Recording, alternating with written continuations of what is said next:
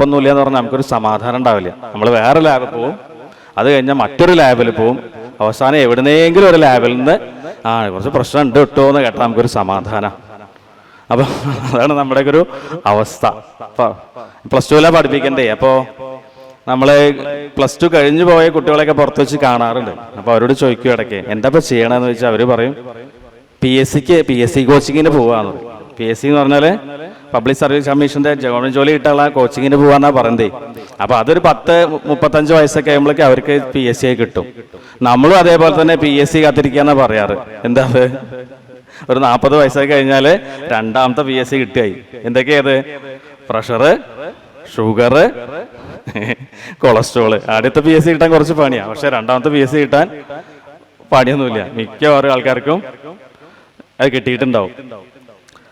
അപ്പൊ അങ്ങനെയാണ് നമ്മുടെ കാര്യങ്ങൾ. ഇനിയിപ്പോ നമുക്ക് പേടിയൊന്നും ഇല്ലെങ്കിൽ തന്നെ നമ്മുടെ ഒപ്പമുള്ള ആൾക്കാർ, നമ്മുടെ അഭ്യുദയാംശകൾ പേടിപ്പിക്കാനും വരും. നിങ്ങൾ അറിഞ്ഞോ, നമ്മുടെ നാരായണേട്ടന്റെ അളിയന്റെ അനിയണ്ടല്ലോ, ഊണൊക്കെ കഴിച്ച് കടന്നതാണ്, ചെറിയൊരു നെഞ്ചുവേദന, സ്ട്രോക്ക് അത്രയും, ഇങ്ങനെയൊക്കെ പറഞ്ഞു തരും. അപ്പൊ നമുക്ക് എന്താ ഉള്ള ധൈര്യം കൂടി അവിടെ പോയി കിട്ടും ചെയ്യും.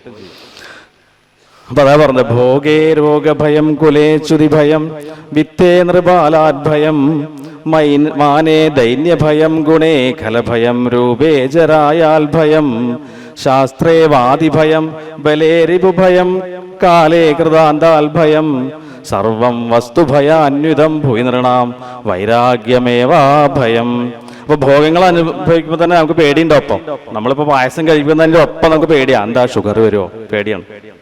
എല്ലാറ്റിൻ്റെ ഒപ്പം പേടിൻ്റെ. അപ്പൊ നമ്മൾ നല്ല തറവാട്ടുകാരാണെങ്കിൽ അത് നശിച്ചു പോകുന്നുള്ള പേടി, നമ്മളെ പിൻഗാമികളൊക്കെ ഇനി ഇത് എങ്ങനെ കൊണ്ടു നടക്കാനുള്ള പേടി. ഇനിയിപ്പോൾ സമ്പന്നനാണ്, സമ്പത്ത് ഉണ്ടാക്കി വിചാരിച്ച നിർബാലാൽ ഭയം എന്ന് പറയും. പണ്ടത്തെ കാലത്ത് രാജാക്കന്മാരൊക്കെ അതാ നിർബാലാൽ ഭയം എന്ന് പറയാം. ഇപ്പൊ അതല്ല, ഇപ്പൊ ഇൻകം ടാക്സ് എന്ന് പറയാം അല്ലെ. ഇൻകം ടാക്സുകാർ വരുമോ എന്ന് പേടി, സമ്പന്നരാണെങ്കിൽ, അല്ലെങ്കിൽ ED വരുമോ എന്നുള്ള പേടി. അതേപോലെ അഭിമാനികളാണെങ്കിൽ കുട്ടികളൊക്കെ നേരം പോലെ നടക്കുമോ, അതോ ഇപ്പോഴത്തെ കാലഘട്ടത്തിനനുസരിച്ചുള്ള അതിലേക്കൊക്കെ പോവോ, അങ്ങനെ പേടി. അങ്ങനെ ഓരോന്നും പേടിയാണ്.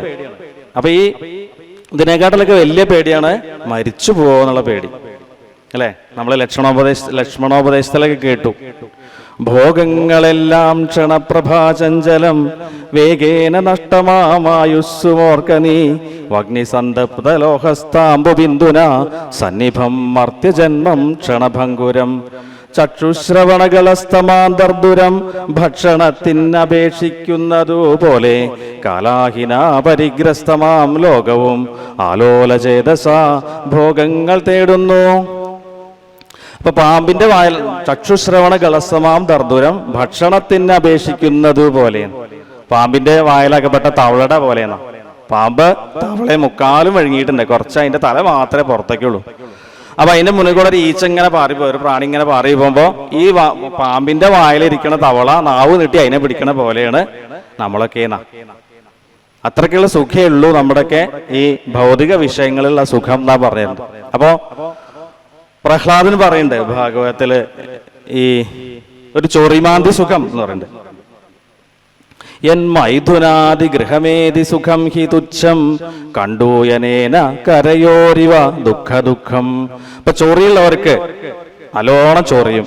അപ്പൊ ചൊറിയുമ്പോ അതൊന്നും മാന്തിയ ഒരു സുഖം, മാന്തുമ്പോ ചോരയൊക്കെ വരും, എന്നാലും അതൊരു സുഖം. അതേപോലെയാണ് ഈ ഭോഗങ്ങളൊക്കെ, അല്ലെങ്കിൽ അത്രയ്ക്കുള്ള പ്രാധാന്യമുള്ളൂ ഇതിനൊക്കെ എന്നാണ് പറയുന്നത്.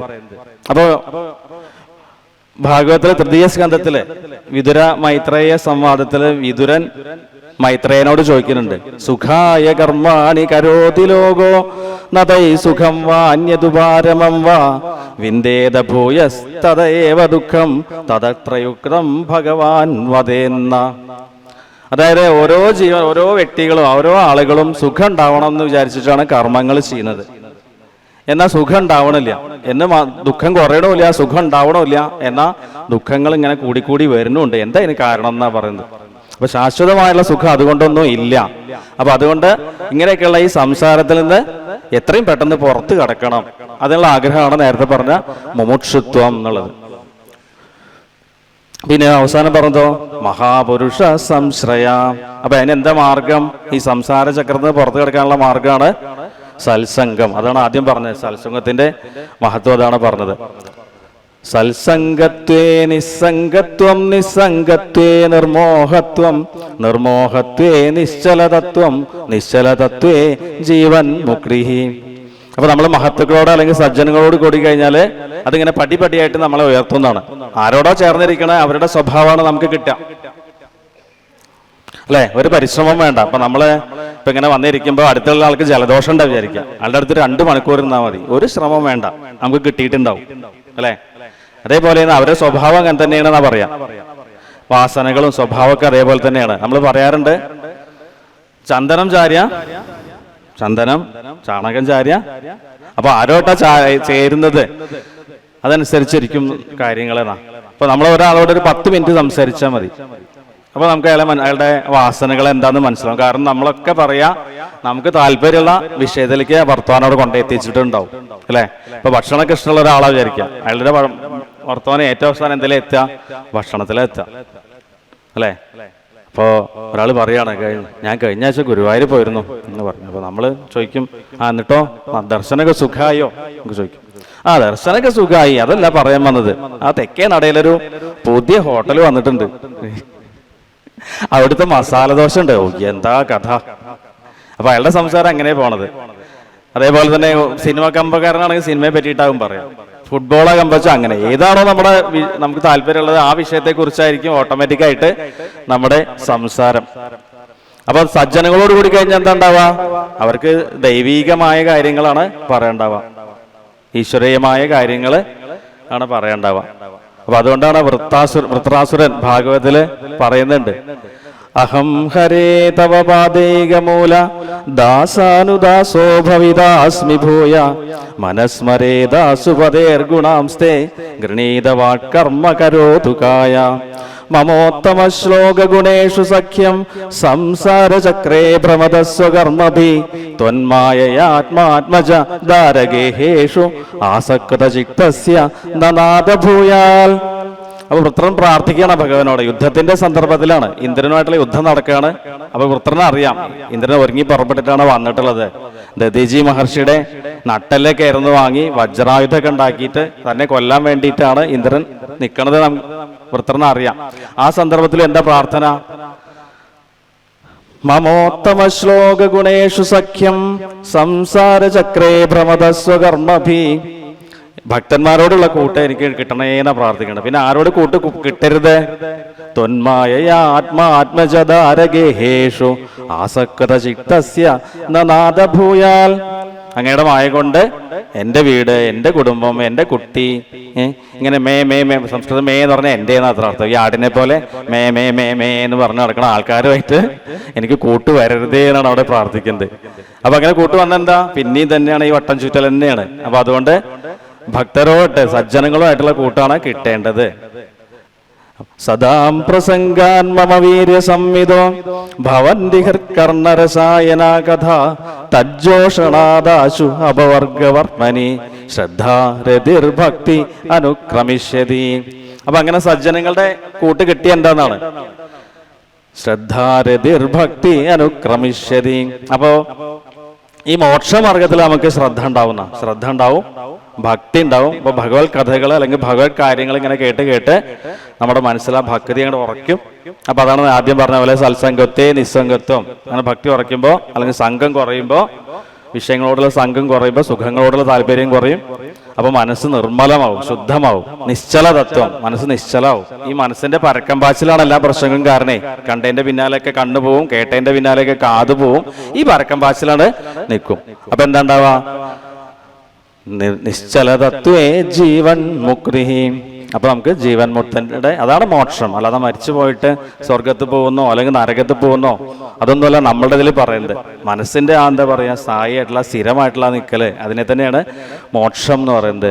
മനയേവ മനുഷ്യാണ് കാരണം ബന്ധമോക്ഷയോ. ബന്ധത്തിനും മോക്ഷത്തിനും കാരണം, മുക്തിക്കും ബന്ധത്തിനും ബന്ധനത്തിനും കാരണം ഒരേ മനസ്സ് തന്നെയാണ്. അപ്പൊ മനുഷ്യജന്മം കിട്ടിക്കഴിഞ്ഞാല് നമുക്ക് വേണ്ടത് സത്സംഗം തന്നെയാണ്. സത്സംഗത്തിൽ ഇരുന്ന് കഴിഞ്ഞാല് ഈ ട്രെയിനിൽ കയറി പോണ പോലെയാണ്. അപ്പൊ നമുക്ക് ഡൽഹിക്ക് പോകണം, അപ്പോൾ നമ്മൾ എന്താ ചെയ്യുക, ടിക്കറ്റൊക്കെ എടുക്കും, ബർത്തൊക്കെ ബുക്ക് ചെയ്യും. അങ്ങനെ ട്രെയിൻ വന്നു, ട്രെയിനിലാണ്ട് കയറി നമ്മുടെ ബർത്തിലാണ് കയറി കടന്നാൽ മതി. പിന്നെ നമ്മളൊന്നും അറിയണ്ട, ട്രെയിൻ നമ്മളെ അവിടെ എത്തിച്ചോളും. അതേപോലെയാണ് സജ്ജനങ്ങളുടെ ഒപ്പം ഇരുന്ന് കഴിഞ്ഞാൽ സ്വാഭാവികമായിട്ടും നമ്മുടെ ചിന്തകളൊക്കെ ആ വഴിക്കാവും പോവുക. നമ്മൾ എന്താണോ കാണുകയും കേൾക്കുകയും ചെയ്യുന്നത് അത് അതിനനുസരിച്ചുള്ള സംസ്കാരം നമുക്ക് ഉണ്ടാവുകയും. അപ്പോൾ സത്സംഗം ഉണ്ടായ പിന്നെ എല്ലാം പടിയായിട്ട് വരുന്ന പറയുന്നത്. മാരീണത്തിൽ പറയണ്ടേ അല്ലേ, മതിരിഹ ഗുണസക്രാബന്ധകൃത്തേഷു അസക്രാതു അമൃതകൃത് ഉപരുന്ധേ ഭക്തിയോഗസ്തു സക്രിം മഹദനുഗമലഭ്യ ഭക്തിരേവാത്ര സാധ്യ കപിലതനുരിതിത്വം ദേവഹൂത്യൈന്യഗാദി. അമ്മയായിട്ടുള്ള ദേവഹൂതി മാതാവിന് കപില മഹർഷി ഉപദേശിച്ചു കൊടുക്കേണ്ടതാണ്, അമ്മേ ഗുണങ്ങളിൽ നമ്മൾ ശക്തി വെച്ച് കഴിഞ്ഞാൽ അത് ബന്ധനത്തിന് കാരണമാവും, അല്ലെങ്കിലോ അത് തന്നെ അമൃതത്തിന് കാരണമാവും. അപ്പൊ നമുക്ക് എന്താ വേണ്ടത്, മഹദ് അനുഗമലഭ്യ ഭക്തിരേവ അത്ര സാധ്യ. മഹത്തുക്കളുടെ വഴി, മഹത്തുകൾ കാണിച്ചു തരുന്ന ഭക്തി മാർഗത്തിലാണ് പോകേണ്ടത് എന്ന് പറയാണ്. അപ്പൊ എങ്ങനെയാണ് നമ്മുടെ രാമായണത്തിലേക്ക് വരികയാണെങ്കിൽ എങ്ങനെയാണ് നമ്മുടെ കാട്ടാളനായിരുന്നു അല്ലെ, കാട്ടാളനാണ് കവിയായിട്ട് മാറിയത്. എങ്ങനെ അങ്ങനെ മാറിയത്, അതും ഇതേപോലെ തന്നെ സത്സംഗം തന്നെയാണ്. രത്നാകരൻ ഒന്നും അറിഞ്ഞിരുന്നില്ല, നാമം ചൊല്ലാൻ കൂടി അറിഞ്ഞിരുന്നില്ല അല്ലെ. ആദ്യം മര മര മര എന്നാ പറഞ്ഞിരുന്നത്, രാമനാമം കൂടി അറിഞ്ഞിരുന്നില്ല. അതിങ്ങനെ ചൊല്ലാൻ തുടങ്ങിയപ്പോ രാമനായി. അപ്പൊ അങ്ങനെ അറിയാൻ തുടങ്ങി. അപ്പൊ അതാ പറഞ്ഞത്, നമ്മളെ അറിവൊന്നും വേണമെന്നില്ല, മരുന്നിപ്പോ അറിഞ്ഞു കഴിച്ചാലും അറിയാതെ കഴിച്ചാലും രോഗം മാറും. അതേപോലെ തന്നെ തീ അറിഞ്ഞു തൊട്ടാലും ശരി, അറിയാതെ തൊട്ടാലും പൊള്ളും. അതേപോലെ തന്നെയാണെന്നാ പറയാ, നൃണാം അബുദ്ധ്യാഭിമുകുന്ദ കീർത്തനം ദഹത്യഖൗഖാൻ മഹിമാസ്യതാദൃശ യഥാഗ്നിരേധാംസി യഥൗഷധം ഗദാൻ ഇതി പ്രഭോ ത്വൽ പുരുഷാ ബഭാഷിരേ. അജാമിളോപാഖ്യാനത്തിൽ പറയണു. അജാമിളനും ഇതേപോലെ തന്നെ നാരായണ എന്ന് വിളിച്ചത് സ്വന്തം മകനെയായിരുന്നു, അല്ലാതെ ഭഗവത് ഭക്തിയോട് കൂടിയിട്ട് ഭഗവാനെയുള്ള ഭാവത്തിലൊന്നും അല്ല വിളിച്ചത്. സ്വന്തം മകനെ വിളിച്ചപ്പോ അജാമിളനും യമഭടന്മാരുടെ പാശത്തിൽ നിന്ന് രക്ഷ കിട്ടി. രത്നാകരനും അതേ രാമനാമ മഹിമയൊന്നും അറിയാതെ തന്നെയാണ് ജപിച്ചു തുടങ്ങിയത്. ജപിച്ചു തുടങ്ങിയപ്പോ കുറേശ്ശെ അറിയാൻ തുടങ്ങി. അങ്ങനെ കുറച്ച് കഴിഞ്ഞപ്പോ മുഴുവൻ അറിഞ്ഞു, എന്താണോ അറിയേണ്ടത് അത് മുഴുവൻ അറിഞ്ഞു. കാട്ടാളൻ അങ്ങനെ കവിയായിട്ട് മാറി എന്ന് പറയാം. അപ്പോ പറയാറുണ്ട്, ഈ നാമത്തിന് നാമിയേക്കാൾ ശക്തി ഉണ്ടായിരുന്ന. ഇപ്പോ ശ്രീരാമചന്ദ്രസ്വാമിക്ക് സമുദ്രം തരണം ചെയ്യാൻ വേണ്ടിയിട്ട് സേതുബന്ധനം ചെയ്യേണ്ടി വന്നു. എന്നാൽ ഹനുമാൻ സ്വാമി ആവട്ടെ ഒന്നും വേണ്ടി വന്നില്ല. കയ്യിൽ അങ്കുലിയവും ചുണ്ടില് രാമനാമമായിട്ട് നിഷ്പ്രയാസം ചാടിക്കടന്നു എന്നാ പറയാം. അപ്പൊ നമുക്കും അതേപോലെ തന്നെ ഈ സംസാര സാഗരം ഇത് തരണം ചെയ്യാന് ഈ രാമനാമം മാത്രം മതിയെന്നാ. അതുകൊണ്ടാണ് ഇതിനെ താരകമന്ത്രം എന്ന് പറയാറുണ്ട് രാമനാമത്തിനെ. യഥാ വർണ്ണയൽ കർണമൂലേന്തകാലേ ശിവോ രാമേതി രാമേതി കാശ്യം തദേകം പരം താരക ബ്രഹ്മരൂപം ഭജേഹം ഭജേഹം ഭജേഹം ഭജേഹം. അപ്പൊ രാമനാമം താരകം ബ്രഹ്മരൂപമാണെന്ന് പറയാം. ബ്രഹ്മത്തിന് രൂപം കൽപ്പിക്കില്ലെങ്കിലും രണ്ട് രൂപം പറയാറുണ്ട്. ശബ്ദബ്രഹ്മ പരം ബ്രഹ്മ മമോഭേ ശാശ്വതീ തനു, രണ്ട് രൂപമുണ്ട് എന്നാ പറയാം. അപ്പൊ അതിൽ ശബ്ദബ്രഹ്മമാണ് ഓങ്കാരം എന്ന് നമ്മൾ പറയും. അപ്പൊ ബ്രഹ്മത്തിനെ സൂചിപ്പിക്കാനാണ് ഈ പ്രണവം അല്ലെങ്കിൽ ഓങ്കാരം ഉപയോഗിക്കുക. അപ്പൊ രാമനാമം എന്ന് പറയുമ്പോ ഈ ഓങ്കാരത്തിന്റെ ഒപ്പം രകാരം അല്ലെങ്കിൽ രേഭം കൂടിയും വന്നതാണെന്ന് പറയാം. റാം, ഓം എന്നും വന്നു, രകാരം കൂടിയും വന്നു. അപ്പൊ അതാണ് റാം. അപ്പൊ ഈ വടക്കേന്ത്യക്കാരൊക്കെ എപ്പോഴും റാം റാം അവരെ അഭിസംബോധന ചെയ്യും കൂടിയും നമ്മൾ ഗുഡ് മോർണിംഗ് പറയുന്ന പോലെ അവർ പറയാ റാം റാം എന്നാണ് അത്ര. അപ്പൊ അത് ഇതാണ് എത്രയും ശക്തിയുള്ളതാണ്, രകാരം അല്ലെങ്കിൽ രേഭത്തോടു കൂടിയിട്ടുള്ള പ്രണവാണെന്ന് പറയാം. വാൽമീകി രാമായണത്തില് രാവണൻ മാരീചനോട് പറയുന്നുണ്ട്, സീതയെ അപഹരിക്കാൻ വേണ്ടിയിട്ട് മാനായിട്ട് ചെല്ലണം എന്ന് പറയുമ്പോ മാരീചൻ പറയണ ഒരു കാര്യമുണ്ട്, രകാരാദീനി നാമാനി രാമസ്ത്രസ്തസ്യ രാവണ രത്നാനി ചരധാശൈവ വിത്രാസം ജനയന്തിമേ. മാരീചൻ പറയാണ്, എനിക്ക് രാമനെ മാത്രമല്ല രത്നം രഥം തുടങ്ങി തുടങ്ങണ വാക്കുകളൊക്കെ പേടിയാണ്. എന്താ വെച്ചാൽ മാരീചൻ രാമബാണത്തിന്റെ ചൂടറിഞ്ഞിട്ടുണ്ട് മുമ്പ് അല്ലെ. വിശ്വാമിത്രന്റെ യാഗരക്ഷയുടെ സമയത്ത് മാരീചനും സുബാഹുവും കൂടി വരുന്നുണ്ട്. അപ്പൊ അന്ന് സുബാഹുവിനെ രാമൻ വധിച്ചു, മാരീചനെ കൊല്ലാതെ വിടാം. പക്ഷെ അന്ന് അസ്ത്രം അയച്ച അസ്ത്രം കൊണ്ടിട്ട് 100 യോജന അപ്പുറത്ത് സമുദ്രത്തിലാണ് മാരീചൻ ചെന്ന് വീണത്. എന്നിട്ട് അഭയം പ്രാപിക്കണൊക്കെ ഉണ്ട്. അപ്പൊ അതിന് ശേഷം എനിക്ക് എന്ന് പേരുള്ള എല്ലാം പേടിയാണ്. അപ്പൊ ഇത് വെറുതെ പറയല്ല, റാക്ക് അത്രയും ശക്തി ഉണ്ട് എന്നാ പറയാം. അത് അഗ്നിയുടെ ബീജമാണ്, അഗ്നിബീജമാണ് രകാരം.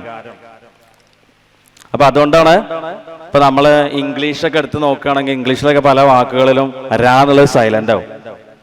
അപ്പോൾ അവര് കാർ എന്നൊന്നും നമ്മൾ പറഞ്ഞ കാറ് ഡോറ് എന്നൊക്കെ പറഞ്ഞ പോലെ അവര് പറയില്ല, അവര് കാർ ഡോർ എന്നൊക്കെ പറയുള്ളൂ. ആ രാ അവര് സൈലന്റ് ആയിട്ട് ഉച്ചരിക്കുക. അതിന് കാരണം ഭോഗവാസന ഉള്ളവർക്ക് ഈ അഗ്നിയുടെ ബീജമായിട്ടുള്ള രാ നാവില് വിളങ്ങില്ല അത്ര. ഇപ്പൊ പാശ്ചാത്യരൊക്കെ നമ്മൾ അങ്ങനെ പറയാ, സുഖമൊക്കെ വേണമെങ്കിൽ നമ്മൾ എന്താ ചെയ്യാ, അമേരിക്കയിൽ പോകണം അല്ലെങ്കിൽ ഇംഗ്ലണ്ടിൽ പോകണം എന്നൊക്കെ അല്ലേ പറയാറ്. അപ്പൊ അവിടെ ഭോഗപ്രധാനമാണ് അവിടെ. നമ്മുടെ ഇന്ത്യ എന്ന് പറഞ്ഞാൽ അല്ലെങ്കിൽ ഭാരതം എന്ന് പറഞ്ഞാൽ അത് ത്യാഗഭൂമിയായിട്ടാ കൂട്ടുക. പഞ്ചമസ്കന്ധത്തിലെ ഭാഗത്തിൽ പറയുന്നുണ്ട്, മോക്ഷം ലഭിക്കണമെങ്കിൽ ഈ ഭാരതത്തിൽ തന്നെ പറക്കണം, അല്ലാതെ മറ്റുള്ള ഭൂമികളൊക്കെ എന്താണ്, ഭോഗഭൂമികളാണെന്ന്. അപ്പൊ അവർക്കൊക്കെ ഈ ഭോഗവാസന ഉള്ളതുകൊണ്ടാണ്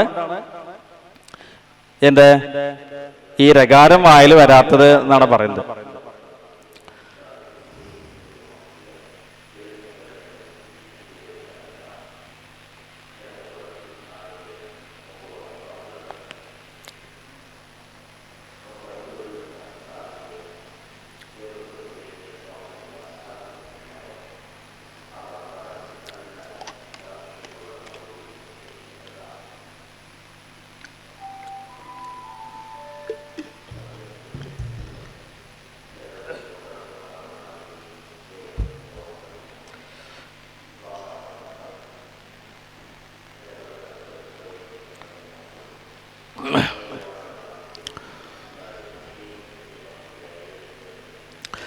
രകാരോച്ചാരമാത്രേണ മുഖാൻ നിർയാന്തിപാതക പുനഃപ്രവേശഭീത്യൈവ മകാരസ്തു കവാടവൽ. അപ്പൊ രാമനാമത്തിലെ രകാരം ഉച്ചരിക്കുമ്പോ അത് ഉള്ളിലുള്ള പാപങ്ങളൊക്കെ കത്തിക്കും അല്ലെങ്കിൽ ദഹിപ്പിക്കും എന്നാ പറയാം.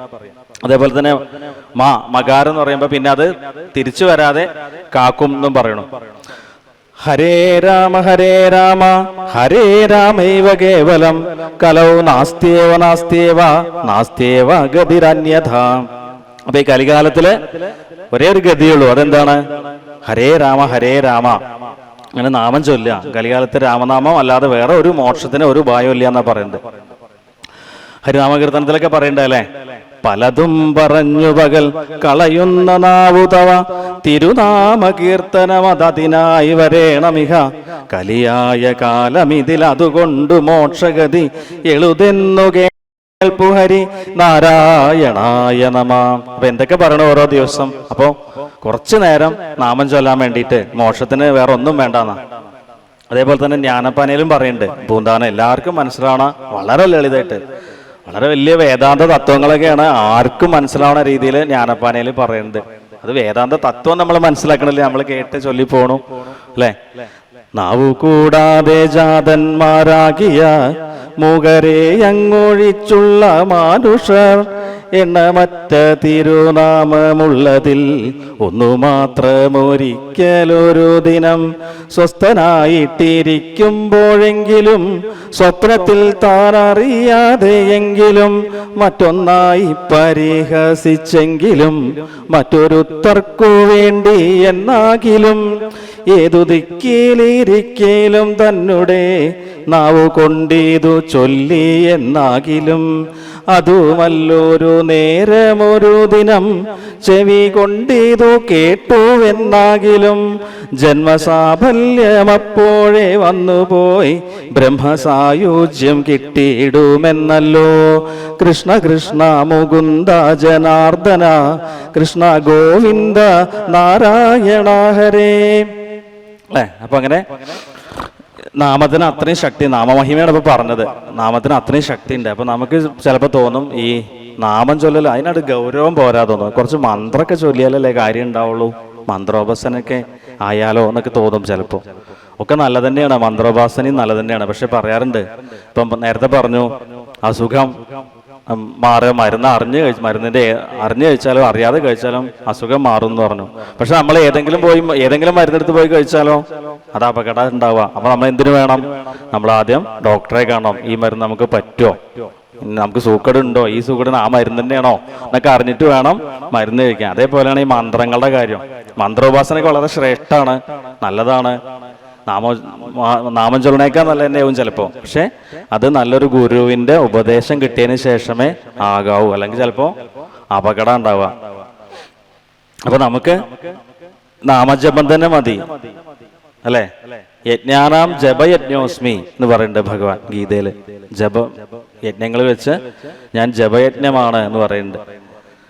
ജഗാരോ ജന്മ വിച്ഛേദാപകാരോ പാപനാശന തസ്മാൽ ജപൈതി പ്രോക്ത ജന്മ പാപ വിനാശനാൽ. ജപം എന്ന് പറഞ്ഞാല് പാപങ്ങൾ ഇല്ലാതാക്കും, ജന്മങ്ങളും ഇല്ലാതാക്കും, ജനന മരണങ്ങൾ ഇല്ലാതാക്കും. അതുകൊണ്ടാണ് ജപം എന്ന് പറയേണ്ടതെന്ന്. അപ്പൊ ഈ രാമനാമത്തിന്റെ മഹിമയൊക്കെ പലരുടെ വായനപ്പോ കേട്ടിട്ടുണ്ടാവും. ഇതൊക്കെ ഇന്നിപ്പോ 27ാമത്തെ ദിവസമായി. പലരും ഇതേ കാര്യങ്ങളൊക്കെ തന്നെ പറഞ്ഞിട്ടുണ്ടാവും. പക്ഷെ നമുക്ക് മടുപ്പ് വരാത്ത എന്താ? ഈശ്വരീയമായ കാര്യങ്ങള് ആര് പറയണമെന്നല്ല, എന്ത് പറയണു എന്നുള്ളതാണ്. ആരുടെ വായന കേട്ടാലും വേണ്ടില്ല, ഈശ്വരീയമായ കാര്യങ്ങളാണ്. അതുകൊണ്ടാണ് നമുക്ക് മടുക്കാത്തത് അല്ലെ. അപ്പൊ രാമനാമത്തിലെ രാ എന്നുള്ള അക്ഷരം നേരത്തെ പറഞ്ഞു അഗ്നിയുടെ ബീജാണെന്ന് പറഞ്ഞു. അത് അഷ്ടാക്ഷരി ആയിട്ടുള്ള ഓം നമോ നാരായണ എന്നുള്ളതിലത്തെ ആണ് രാന്ന് എടുത്തിട്ടുള്ളതെന്ന് പറഞ്ഞു. അതുപോലെ തന്നെ മാ എന്നുള്ളത് അത് പഞ്ചാക്ഷരിന്ന് എടുത്തതാണ്. മഹാദേവന്റെ ഓം നമശിവ എന്നുള്ള പഞ്ചാക്ഷരി മന്ത്രത്തിൽ നിന്ന് എടുത്തതാന്നാ പറയാം. അപ്പോ ദക്ഷയാഗത്തിൽ പറയുന്നുണ്ട്, സതീദേവി പിതാവായിട്ടുള്ള ദക്ഷനോട് പറയുന്നുണ്ട്, യദ്യക്ഷരം നാമഗിരേരിതം നൃണാം സകൃപ്രസംഗാദഖമാശുഹന്തി. രണ്ടേ രണ്ട് അക്ഷരം അത് ഒറ്റ പ്രാവശ്യം പറഞ്ഞാൽ തന്നെ, ഉച്ചരിച്ചാൽ തന്നെ സമസ്ത പാപങ്ങളും ഇല്ലാതെന്നാണ്. ഏതാ രണ്ടക്ഷരം? ശിവ. അത്രയും പ്രാധാന്യങ്ങളാണ് ശിവന്റെ നാമം. ശിവം ശിവകരം ശാന്തം ശിവാത്മാനം ശിവോത്തമം ശിവമാർഗ പ്രണേതാരം പ്രണതോസ്മി സദാശിവം. അപ്പൊ പഞ്ചാക്ഷരിയായിട്ടുള്ള ഓം നമശിവായ എന്ന് എടുത്തിട്ടുള്ളതാണ് മാ. അപ്പോ രാ എന്നുള്ളത് അഗ്നിയുടെ ബീജാണ്, മാ എന്നുള്ളത് അമൃത ബീജാണ് എന്നാ പറയാം. അങ്ങനെ വളരെ ശ്രേഷ്ഠമായിട്ടുള്ള രാമനാമം. അപ്പൊ ഈ കലികാലത്ത് ജപിക്കേണ്ട മന്ത്രം എന്താന്ന് ചോദിച്ചാൽ നമുക്കൊക്കെ അറിയാം. ഏതാത്? ഏറ്റവും പ്രധാനപ്പെട്ടത് കലിസന്ധാരണോപനിഷത്തിൽ പറയണ്ടല്ലോ ഒരു മന്ത്രം, നമ്മളൊക്കെ ചൊല്ലാറുണ്ട്. ഹരേ രാമ രാമ രാമ ഹരേ ഹരേ ഹരേ കൃഷ്ണ കൃഷ്ണ കൃഷ്ണ ഹരേ ഹരേ ഹരേ രാമ രാമ രാമ ഹരേ ഹരേ ഹരേ കൃഷ്ണ കൃഷ്ണ കൃഷ്ണ ഹരേ ഹരേ ഹരേ രാമ രാമ രാമ ഹരേ ഹരേ ഹരേ കൃഷ്ണ കൃഷ്ണ ഹരേ ഹരേ. കിട്ടിയ അവസരത്തിലൊക്കെ ചൊല്ലിക്കോളൂ, നാമം ചൊല്ലിക്കോളൂ. അതന്നെയാണ് അതുകൊണ്ടുള്ള ശ്രേയസ് എന്ന് പറയുന്നത്. ഇപ്പൊ നമ്മൾ എത്ര പ്രാവശ്യം ഒരു നാമം, എത്ര നാമം ഉണ്ട് ഇപ്പൊ നമ്മൾ ചൊല്ലിയാലോ? ഒരു പ്രാവശ്യം ചൊല്ലുമ്പോ ഹരേ രാമ രാമ രാമ ഹരേ ഹരേ ഹരേ കൃഷ്ണ കൃഷ്ണ ഹരേ ഹരേ. എത്ര പ്രാവശ്യം ഉണ്ട്? 16 പ്രാവശ്യം എന്ന് പറയാം. 16 നാമങ്ങളുണ്ട്. ഇതി ഷോഡശകം നാം കലികൽമഷനാശനം നാദപരതരോപായോ സർവവേദേഷു ദൃശ്യതേ. ഇതിൽ പരൊരു ഉപായം വേറെ ഒരു വേദത്തിലും ഇല്ല എന്നാണ് ഈ ഷോഡശ നാമങ്ങള്. ഷോഡശകം നാമം 16 നാമങ്ങളുള്ളത്. അപ്പൊ എന്താ ഈ 16ന്റെ ഒരു പ്രത്യേകത? അതിനൊരു പ്രത്യേകത ഉണ്ടെന്നാ. ഇപ്പൊ സൃഷ്ടിയുടെ അടിസ്ഥാനം എന്ന് പറഞ്ഞാല് 16 തത്വങ്ങളാ. 16 തത്വങ്ങളിൽ നിന്നാണ് സൃഷ്ടി ഉണ്ടായത്. ഏതൊക്കെയാ 16 തത്വങ്ങള്? പഞ്ചഭൂതങ്ങൾ 5 5 ജ്ഞാനേന്ദ്രിയങ്ങള്, 5 കർമ്മേന്ദ്രിയങ്ങള്, പിന്നെ മനസ്സും. അപ്പൊ 3 5 15 മനസ്സും കൂടിയാല് 16 അപ്പൊ ഏതാ ഈ പഞ്ചഭൂതങ്ങൾ എന്തൊക്കെയാ? ആകാശം, വായു, ഭൂമി, അഗ്നി, ജലം. ഇത് ഓർക്കാൻ വേണ്ടിയിട്ട് രാമായണത്തിന്റെ ഒരു ശ്ലോകം ഉണ്ടായില്ലേ? ഒറ്റ ശ്ലോകം ഉണ്ട് ഇത് ഓർമ്മ വരാൻ വേണ്ടിയിട്ട്. എന്താ അത്? 5 മകൻ 5 കടന്ന് 5 മകൾ തന്നെയും കണ്ടുടൻ 5 ഉയർന്ന മഹാപുരം 5 തിരിച്ചു പോന്നിടിനാൻ. എന്താണ് 5 മകൻ? 5 മകൻ ആരാ? ഹനുമാൻ സ്വാമിയാണ്. ഹനുമാൻ സ്വാമി ആരുടെ മകനാണ്? വായുപുത്രനാണ്. 5 കടന്ന് സമുദ്രം തരണം ചെയ്താ പറയണ്ടേ? സമുദ്രം എന്ന് പറഞ്ഞ ജലം. അപ്പൊ രണ്ടാമത്തെ പഞ്ചഭൂതം ജലായി.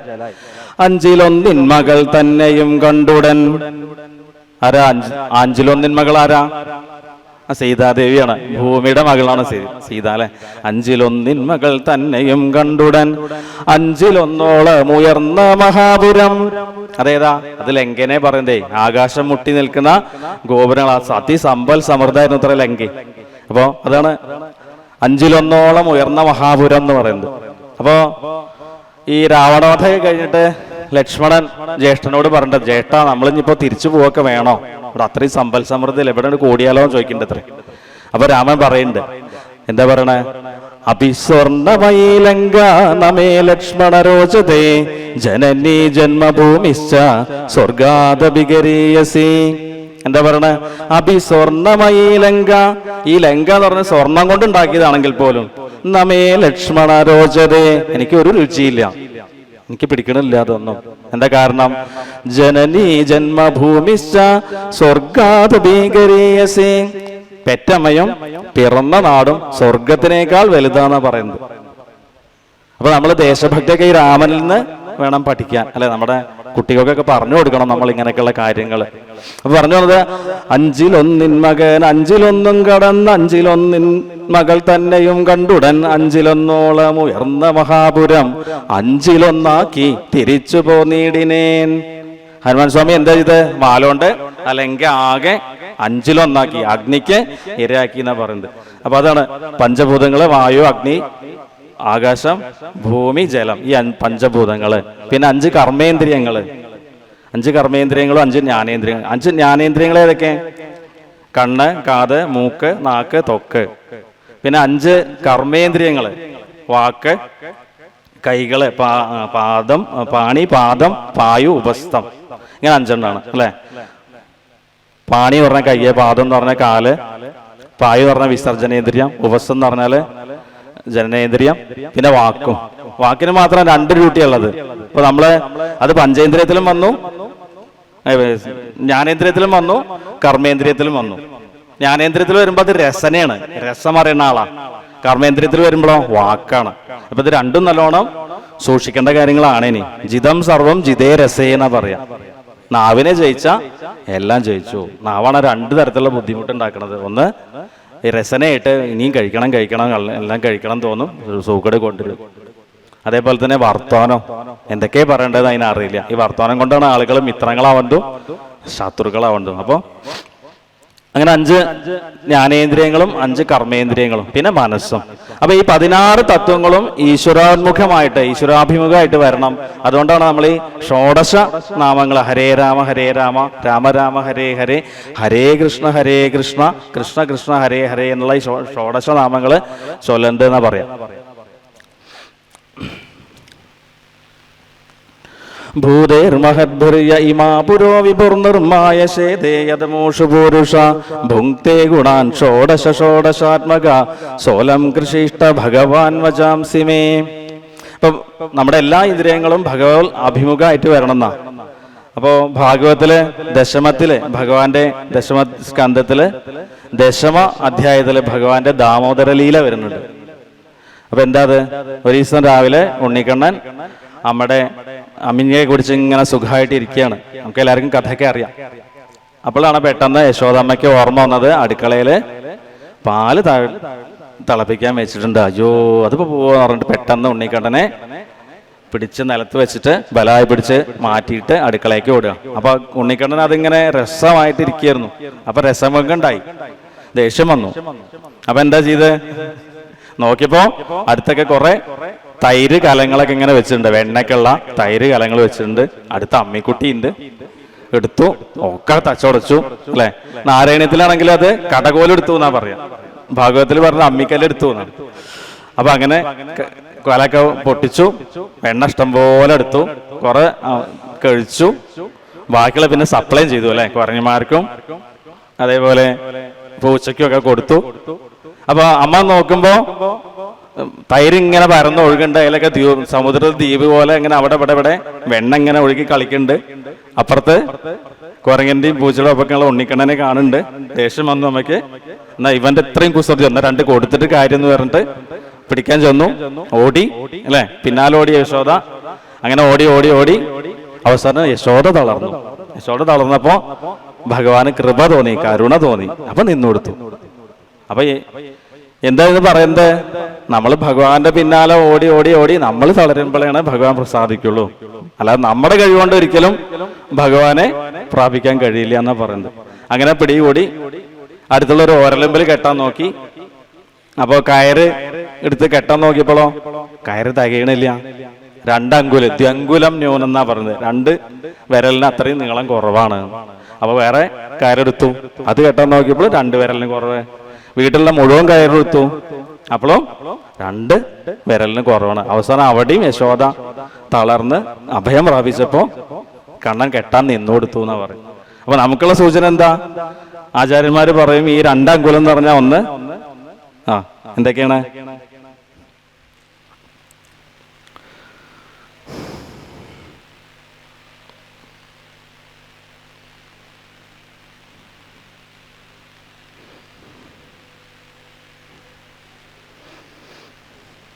ഭക്തി വൈരാഗ്യമാണെന്നാ പറയാ അല്ലെ, ആ 2 അങ്കുലം. അപ്പൊ അങ്ങനെ ഉണ്ണിക്കണ്ണനെ പിടിച്ച് കെട്ടി.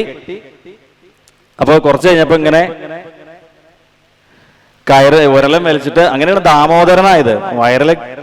ഉരലമ്പ് പിടിച്ച് കെട്ടിയോണ്ട് ദാമോദരനായത്. ദാമോദരൻ എന്നുള്ള പേര് അങ്ങനെ കിട്ടിയത്. അപ്പൊ അങ്ങനെ ഉരലം വലിച്ച് നടക്കാൻ തുടങ്ങി. അപ്പൊ അങ്ങനെ നടക്കുമ്പോ 2 മരങ്ങളുടെ ഇടയിലേക്കൂടെ ഈ ഉരലം വലിച്ച് ചെന്നു.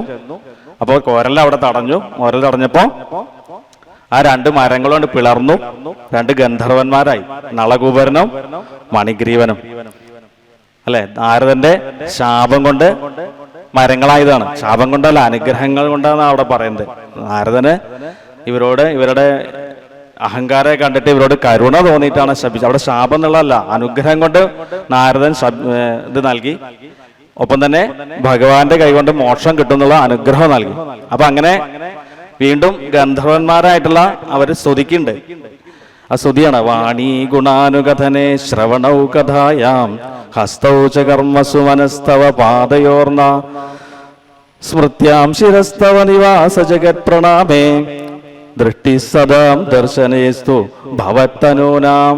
അപ്പൊ ഞങ്ങളുടെ വാക്കുകള് അങ്ങയുടെ കീർത്തനങ്ങൾ അങ്ങേ കീർത്തിക്കുന്നതിനും, കാതുകള് അങ്ങയുടെ കഥകൾ കേൾക്കുന്നതിനും, കൈകള് അങ്ങയുടെ പൂജാതി കാര്യങ്ങളായിട്ടുള്ള കൈങ്കര്യങ്ങൾ ചെയ്യുന്നതിനും, മനസ്സ് അവിടുത്തെ പാദാരവിന്ദങ്ങളെ സ്മരിക്കുന്നതിനൊക്കെ ആയി തീരണേ എന്നുള്ളൊരു വളരെ പ്രസിദ്ധമായിട്ടുള്ള സ്തുതിയാണ് അവിടെ ഉള്ളത്.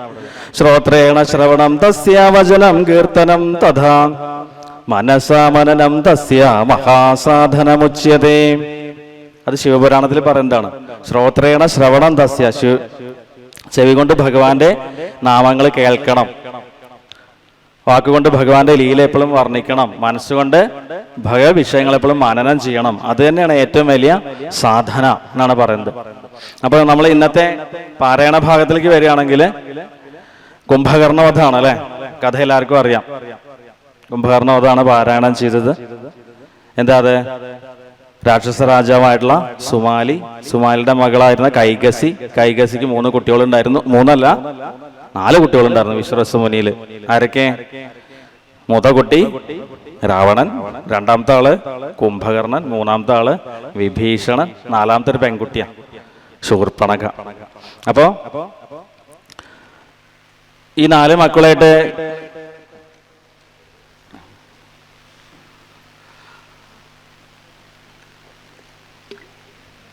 അമ്മേ ശരണം മാതൃരൂപേണ സംസ്ഥിത നമസ്തസ്യേ നമസ്തസ്യേ നമസ്തസ്യേ നമോ നമഃ.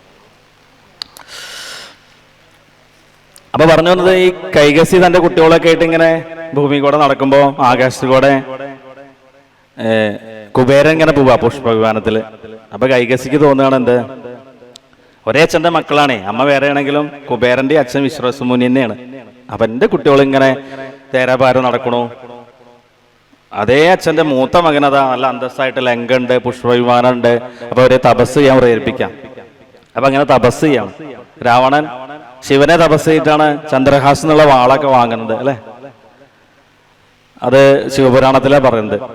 തപസ് ചെയ്യാൻ തുടങ്ങി. 20 കൈയും 10 തലയുണ്ട് രാവണന്. തപസ് ചെയ്തിട്ട് ഭഗവാനെ കാണാഞ്ഞിട്ട് ഓരോരോ തലയിട്ട് ഹോമിക്കാൻ തുടങ്ങി. അങ്ങനെ 9ാമത്തെ തലയും കഴിഞ്ഞ് 10ാമത്തെ തല ഹോമിക്കാൻ തുടങ്ങുമ്പോഴാണ്, അത്രയും തീവ്രമായിട്ടുള്ള തപസ്സാണ് ഭഗവാൻ പ്രത്യക്ഷപ്പെട്ട് അനുഗ്രഹിക്കുക ചെയ്യുന്നത്.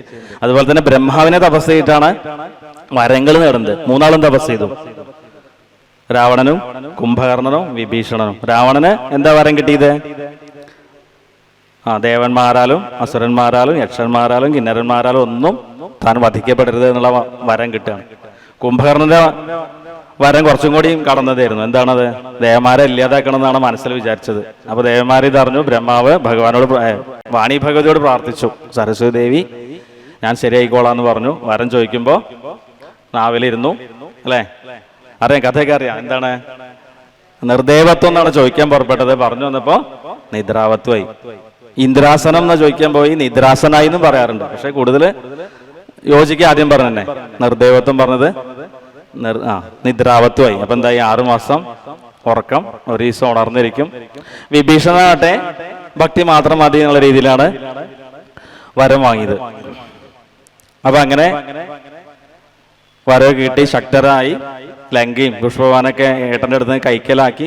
പിന്നെ ഭൂമിക്കൊക്കെ ഉപദ്രവം ചെയ്യാൻ തുടങ്ങി. അപ്പൊ ദേവന്മാരൊക്കെ ഭഗവാനോട് പ്രാർത്ഥിച്ചു. അപ്പൊ ഭഗവാൻ ഉറപ്പ് കൊടുത്തു. എന്താ ഉറപ്പ് കൊടുത്തത്? ഞാൻ വരാം, മനുഷ്യനായിട്ട് വരാം, മനുഷ്യനായിട്ട് വന്നിട്ട് രാവണ നിഗ്രഹം ചെയ്യാം എന്ന് പറഞ്ഞു. അതായത് നാരായണൻ നരനായിട്ട് വരാമെന്ന് പറഞ്ഞു. അപ്പൊ എന്തായിരുന്നു അതിന്റെ ഉദ്ദേശം? യഥാ യഥാ ഹി ധർമ്മസ്യ ഗ്ലാനിർഭവതി ഭാരത അഭ്യുത്ഥാനമധർമ്മസ്യ തദാത്മാനം സൃജാമ്യഹം പരിത്രാണായ സാധൂനാം വിനാശായ ച ദുഷ്കൃതാം ധർമ്മ സംസ്ഥാപനാർത്ഥായ സംഭവാമി യുഗേ യുഗേ. പരിത്രാണായ സാധൂന വിനാശായ ച ദുഷ്കൃതാം. എപ്പോൾ ധർമ്മം ക്ഷയിക്കുകയും അധർമ്മം വൃദ്ധി പ്രാപിക്കുകയും ചെയ്യുമ്പോൾ ഞാൻ അവതരിക്കണു. എന്തിനു വേണ്ടിയിട്ട്? സജ്ജനങ്ങളെ രക്ഷിക്കുന്നതിനും ദുഷ്ടന്മാരെ നിഗ്രഹിക്കണം. അപ്പൊ എന്തിനാ രാമാവതാരം? രാമാവതാരം എന്തിനാ വെച്ചാൽ നമ്മൾ ഒറ്റ വാക്കി പറയും രാവണനെ കൊല്ലാന്ന് പറയും അല്ലെ? എന്നാ രാവണനെ കൊല്ലാൻ വേണ്ടി മാത്രമാണോ? അല്ല. എന്താണ്? മർത്യാവതാരസ്തിഹ മർത്യശിക്ഷണം രക്ഷോവധായൈവ ന കേവലം വിഭോ യതോന്യതസ്യാൽ കുതോന്യതസ്യാൽ രമതസ്വ ആത്മന സീതാകൃതാനി വ്യസനാനി ഈശ്വരസ്യ മർത്യാവതാരസ്തിഹ മർത്യശിക്ഷണം. മർത്യനായിട്ട് അവതരിച്ചത് മനുഷ്യർക്ക് ശിക്ഷണം നൽകാനാണ്, മാതൃക കാണിച്ചു കൊടുക്കാനാണ്, ധർമ്മത്തിന്റെ മാതൃക കാണിച്ചു കൊടുക്കാനാണ്. ധർമ്മത്തിന്റെ മാതൃക കാണിച്ചു കൊടുത്തിട്ട് നാരായണൻ നരനായി വന്നത് നരനെ നാരായണനാക്കാൻ വേണ്ടിയിട്ടാണ് അല്ലെ? അപ്പൊ അങ്ങനെ രാമാവതാരം ഉണ്ടായി, ബാലകാന്ഡം കഴിഞ്ഞു, വിശ്വാമിത്രന്റെ യാഗരക്ഷ, സീതാപരിണയം ഒക്കെ ചുരുക്കി ചുരുക്കി പറയാം. കഥയൊക്കെ എല്ലാവർക്കും അറിയാലോ. പട്ടാഭിഷേക വിഘ്നം, കൈകൈ മന്ധരയ്ക്ക് ഇടപെട്ടിട്ട് പട്ടാഭിഷേക വിഘ്നം, അരണ്യവാസം, സീതാപഹരണം, ജടായു മരണം, സുഗ്രീവ സഖ്യം, ഹനുമാനൊക്കെ ആയിട്ട് സഖ്യം ചെയ്തു. സുഗ്രീവ സഖ്യം, ഹനുമാന്റെ ലങ്കാദഹനം, സേതുബന്ധനം, രാമരാവണ യുദ്ധം, കുംഭകർണവധം, രാവണവധം, ശ്രീരാമ പട്ടാഭിഷേകം. ഇത്രയാണ്. പൂർവം രാമ തപോവനാനിഗമനം ഹത്വാ മൃഗം കാഞ്ചനം വൈദേഹീഹരണം ജടായുമരണം സുഗ്രീവ സംഭാഷണം ബാലി നിഗ്രഹണം സമുദ്രതരണം ലങ്കാപുരി മർദ്ദനം പശ്ചാൽ രാവണ കുംഭകർണ നിധനം സമ്പൂർണ്ണ രാമായണം. പശ്ചാൽ രാവണ കുംഭകർണ നിധനം ഏതർഹി രാമായണം. അപ്പൊ രാമായണം സമ്പൂർണ്ണമായി, കഥ കഴിഞ്ഞു.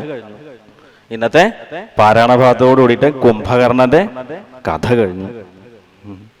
കഥ കഴിഞ്ഞോ കുംഭകർണന്റെ? ആരായി കുംഭകർണൻ? കുംഭകർണൻ എന്ന് പറഞ്ഞാൽ ത്രേതായുഗത്തില് ജനിച്ചു മരിച്ച അല്ലെ ജയവിജയന്മാര് അങ്ങനെയൊക്കെയാണ് മനസ്സിലാക്കിയത്. അങ്ങനെ മനസ്സിലാക്കണം. ജനിച്ചു മരിച്ച രാമനാൽ കൊല്ലപ്പെട്ട ഒരു അസുരൻ, അങ്ങനെ മനസ്സിലാക്കിയ മുഴുവനായില്ല എന്നാ. ഈ കുംഭകർണൻ മരിച്ചിട്ടൊന്നുമില്ല, രാമാവതാരം കഴിഞ്ഞിട്ടുമില്ല. അതൊക്കെ അനുദിനം അനുനിമിഷം നടന്നുകൊണ്ടിരിക്കാം. എവിടെ? നമ്മുടെയൊക്കെ ഉള്ളിൽ തന്നെ നടക്കുന്നത്. അപ്പൊ കുംഭകർണൻ ഇപ്പൊ എവിടെയുള്ളത്? നമ്മുടെയൊക്കെ ഉള്ളിൽ തന്നെയാണ്. ഈ കുംഭകർണൻ നമ്മുടെ ഉള്ളിൽ നിന്ന് വളരാൻ തുടങ്ങുമ്പോൾ പുറത്തേക്ക് മനസ്സിലാവും. കുറച്ച് വയറൊക്കെ അങ്ങനെ ചാടാൻ തുടങ്ങും, നടത്തൊക്കെ ഒന്ന് മെല്ലെയാവും അല്ലേ? എന്തെങ്കിലും കാര്യം ചെയ്യുമ്പോൾ ആയിക്കോട്ടെ കുറച്ച് കേട്ടെ പിന്നെ ആവാം നാളെ ആവാം, ഇങ്ങനെ മാറ്റി വയ്ക്കുന്ന സ്വഭാവം ഉണ്ട്. ആലസ്യം ഉണ്ടാവും, മടി ഉണ്ടാവും. ഇതൊക്കെ തന്നെ കുംഭകർണൻ. കുംഭകർണൻ എന്ന് പറഞ്ഞാല് നമ്മുടെ ഉള്ളിലുള്ള തമോ ഗുണ എന്നാ പറയാം. അപ്പൊ രാവണനോ? രാവണൻ രജോ ഗുണാണ്. ലോഭം, മോഹം, മതം, മത്സരം അങ്ങനെയുള്ള കാര്യങ്ങൾ തന്നെ. രജോ ഗുണാണ് രാവണൻ, അപ്പൊ സത്വ ഗുണാണ് വിഭീഷണൻ. അപ്പൊ ലങ്ക ഏതാ? ലങ്ക നമ്മുടെ മനസ്സ് തന്നെയാണ്. ആഞ്ജനേയ സ്വാമി ആരാ? സദ്ഗുരുവാണ്. ജീവനെ ഉയർത്തുന്ന ആ സദ്ഗുരുവാണ് എന്ത്? ആഞ്ജനേയ സ്വാമി. ഇതൊക്കെ കഥാപാത്രങ്ങളെ കൂടെ തത്വങ്ങൾ പറഞ്ഞു തരികയാണേ. അപ്പൊ നമ്മള് കഥകളിൽ മാത്രം അഭിരമിച്ചാ പോരാന്നാ പറയാം. അപ്പോ രാമനാരാ? രാമൻ എന്ന് പറഞ്ഞാൽ നമ്മുടെ ആത്മാവ് തന്നെയാണ്. അപ്പൊ ജീവനെ ഈ ആത്മബോധത്തിലേക്ക് ഉയരുകയാണ്. 4 മഹാവാക്യം ഉള്ളത് അല്ലേ? എന്തൊക്കെയാ 4 മഹാവാക്യങ്ങള്? പ്രജ്ഞാനം ബ്രഹ്മ, അയം ആത്മാ ബ്രഹ്മ, തത്വമസി, അഹം ബ്രഹ്മാസ്മി. ഇങ്ങനെ 4 മഹാവാക്യങ്ങളുള്ളത്. അപ്പൊ ജീവൻ ആ അഹം ബ്രഹ്മാസ്മി എന്നുള്ള ആ ബോധത്തിലേക്ക് ഉയരുന്നതാണ് രാമപട്ടാഭിഷേകം. ശ്രീരാമ പട്ടാഭിഷേകം എന്ന് പറഞ്ഞാൽ അതന്നെയാണ്. അവിടെ പിന്നെ രണ്ടില്ല.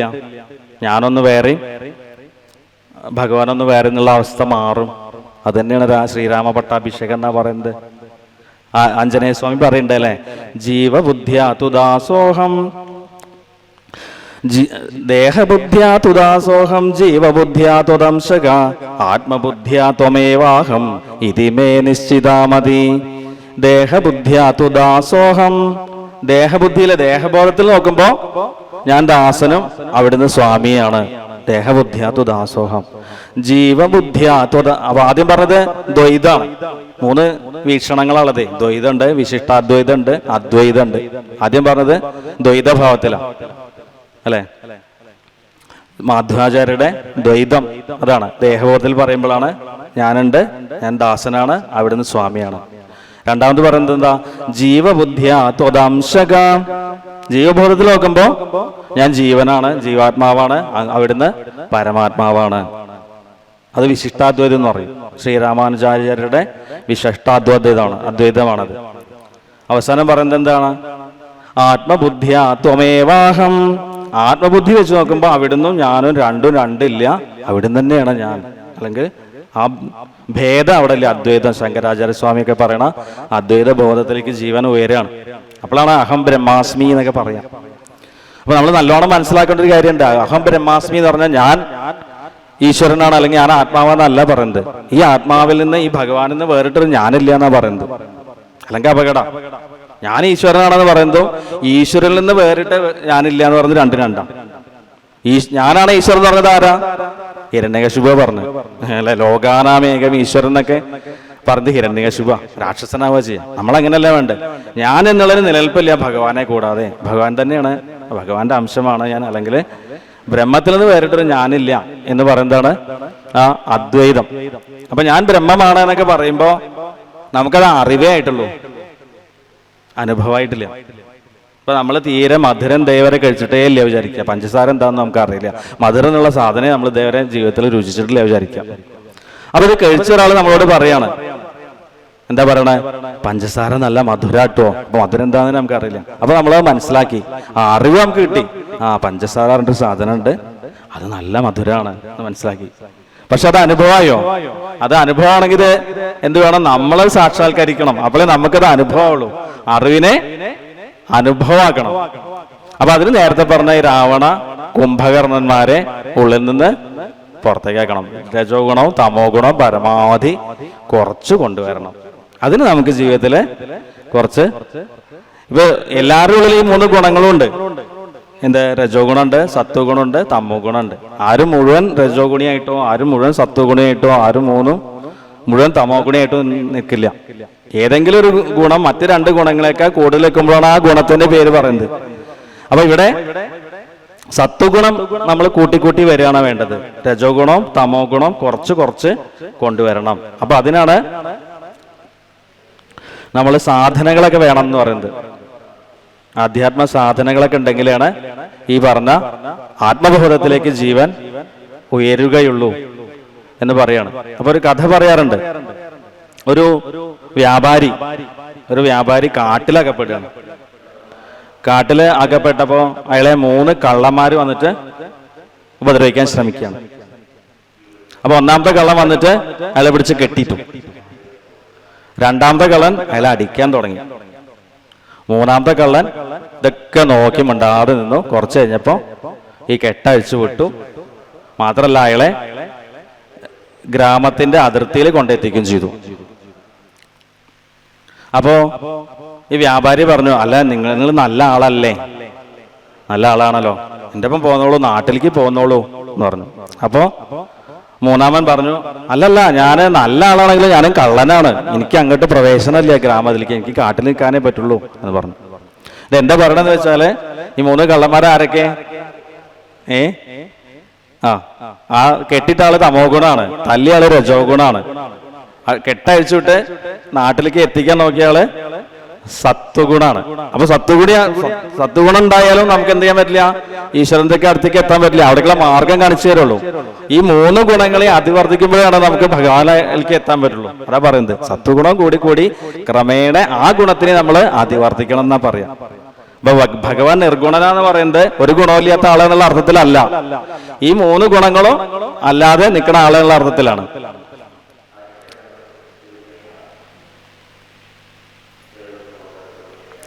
അപ്പോ നേരത്തെ പറഞ്ഞ ഈ അനുഭവം ഉണ്ടാവണമെന്നുണ്ടെങ്കിൽ നമുക്ക് ജീവിതത്തിൽ കുറച്ച് സാധനങ്ങളൊക്കെ വേണമെന്ന് പറയാം. അപ്പൊ യോഗികളുടെ ഭാഷയെ പറയുകയാണെങ്കിൽ യമനിയമം എന്നൊക്കെ പറയും. 5 യമങ്ങളും ഉണ്ട്, 5 നിയമങ്ങളും ഉണ്ട്. ഏതൊക്കെ 5 യമങ്ങള്? അഹിംസ, സത്യം, അസ്തേയം, ബ്രഹ്മചര്യം, അസംഗ്രഹം. ഇതൊക്കെയാണ് യമത്തിൽ വരുന്നത്. ഒന്നാമത്തത് അഹിംസ. അഹിംസ എന്ന് പറഞ്ഞാൽ എന്താണ്? ആരെയും ഉപദ്രവിക്കാതിരിക്കുക. അഹിംസ പരമോധർമ്മ എന്നാ പറയും.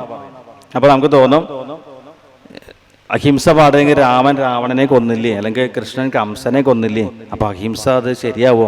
അപ്പൊ എന്താ കാര്യം എന്ന് വെച്ചാൽ നമ്മൾ പകുതി കേട്ടിട്ടുള്ളൂ. അഹിംസ പരമോധർമ്മ എന്ന് പറയുന്നതിന്റെ ഒപ്പം തന്നെ വേറൊന്നും പറയുന്നുണ്ട്, ധർമ്മഹിംസ തഥൈവച. അഹിംസ പരമപ്രധാനമാണ്, പക്ഷെ ധർമ്മത്തിന് വേണ്ടിയുള്ള ഹിംസ അതിലും പ്രധാനമാണ്. അതേപോലെ തന്നെയാണെന്നാ പറഞ്ഞത്. അപ്പോ അഹിംസ വേണം, പക്ഷെ ധർമ്മത്തെ രക്ഷിക്കും വേണം. ധർമ്മത്തെ രക്ഷിച്ചാലാണ് ആ ധർമ്മം നമ്മളെയും രക്ഷിക്കുള്ളൂ. ധർമ്മോ രക്ഷതി രക്ഷിത. ആരാണോ ധർമ്മത്തിനെ രക്ഷിക്കുന്നത് അവരെയാണ് ധർമ്മം രക്ഷിക്കുള്ളൂ എന്നാണ്. അല്ലാതെ എല്ലാം സഹിച്ച് ആൾക്കാർ ചെയ്യുന്ന അതിക്രമമൊക്കെ നേരിട്ട് മിണ്ടാതെ കൈയും കെട്ടിയിരിക്കണം എന്ന് എവിടെയും പറയണില്ല. നമുക്കൊക്കെ ഉത്തരവാദിത്തം ഉണ്ട് നമ്മുടെ ധർമ്മത്തിനെ സംരക്ഷിക്കാൻ. ധർമ്മം സംരക്ഷിക്കപ്പെട്ടാലാണ് നമുക്ക് ഇതുപോലെ കൂടിയിരിക്കാനൊക്കെ കഴിയുള്ളൂ. അപ്പോ ശ്രൂയതാം സർവധർമ്മസ്വം ശ്രുത്വാ ചൈവാവധാര്യതാം ആത്മന പ്രതികൂലാനി പരേഷാം ന സമാചരേൽ. വ്യാസൻ മഹാഭാരതത്തിൽ പറയാണ്, ധർമ്മത്തിന്റെ അംശം ഇതാണ്, പരമമായുള്ള ഭാഗം ഇതാണ്. എന്താ? ആത്മന പ്രതികൂലാനി പരേഷാം ന സമാചരേൽ. നമ്മൾ നമുക്ക് വേറെ ആൾ ഇഷ്ടമല്ലാത്ത എന്താ ചെയ്യാൻ നമ്മൾ തിരിച്ചു അത് ചെയ്യാൻ പാടില്ല എന്നാ പറഞ്ഞു. നമുക്ക് ഹിതമല്ലാത്ത വേറെ ആൾ ചെയ്യുന്നത് നമുക്ക് ഇഷ്ടമല്ലോ, അതേപോലെ നമ്മൾ തിരിച്ചും അങ്ങനെ ചെയ്യാതിരിക്കുക. അതാണ് അഹിംസ എന്നുള്ളതുകൊണ്ട് ഉദ്ദേശിക്കുന്നത്. അപ്പൊ ഈ ത്രികരണങ്ങളുണ്ട്, മനസ്സുണ്ട്, വജസ്സുണ്ട്, വപുസ്സുണ്ട്. ഏറ്റവും സൂക്ഷ്മമായിട്ടുള്ള മനസ്സാണ്. മനസ്സ്, വജസ് പറഞ്ഞ വാക്ക്, വപുസ് പറഞ്ഞ ശരീരം. അപ്പൊ ഈ 3 തലത്തിൽ അഹിംസ പാലിക്കണം. ആരെയും വേദനിപ്പിക്കാതിരിക്കണം. വാക്കുകൊണ്ട് മാത്രം അല്ല, ചിന്തകൾ കൊണ്ട് പോലും, മനസ്സുകൊണ്ട് പോലും ഹിംസ ചെയ്യരുതെന്നാ പറയാം. അപ്പൊ അയൽവക്കത്ത് കുട്ടി നല്ലൊരു ജോലിയെ കിട്ടി അമേരിക്കയിൽ പോയി, അല്ലെങ്കിൽ നല്ലൊരു കാറ് വാങ്ങി അപ്പുറത്ത്, അപ്പൊ നമ്മുടെ ഉള്ളിൽ ഒരു കിരികിരിപ്പ് ആരെങ്കിലും ഉള്ളിൽ വരുന്നുണ്ടെങ്കിൽ അത് ഹിംസയാണെന്നാ. കാരണം സൂക്ഷ്മത്തിലാ ശക്തി ഇരിക്കുന്നത്. പ്രവർത്തിയേക്കാൾ ശക്തി ഉണ്ട് മനസ്സ് അല്ലെ, വാക്കിനേക്കാൾ ശക്തി ഉണ്ട് മനസ്സിന്. അപ്പൊ മനസ്സുകൊണ്ട് പോലും ആരെയും ഉപദ്രവിക്കരുത് എന്നാ പറയാം. അതുപോലെ രണ്ടാമത്തെയാണ് സത്യം. അഹിംസ കഴിഞ്ഞാൽ രണ്ടാമത്തത് സത്യം. സത്യം ഇതുപോലെ വാക്കുകൊണ്ടും പ്രവർത്തി കൊണ്ടും മനസ്സുകൊണ്ടും ഒക്കെ സത്യം വേണം. സത്യം ബ്രൂയാൽ പ്രിയം ബ്രൂയാൽ ന ബ്രൂയാൽ സത്യം അപ്രിയം.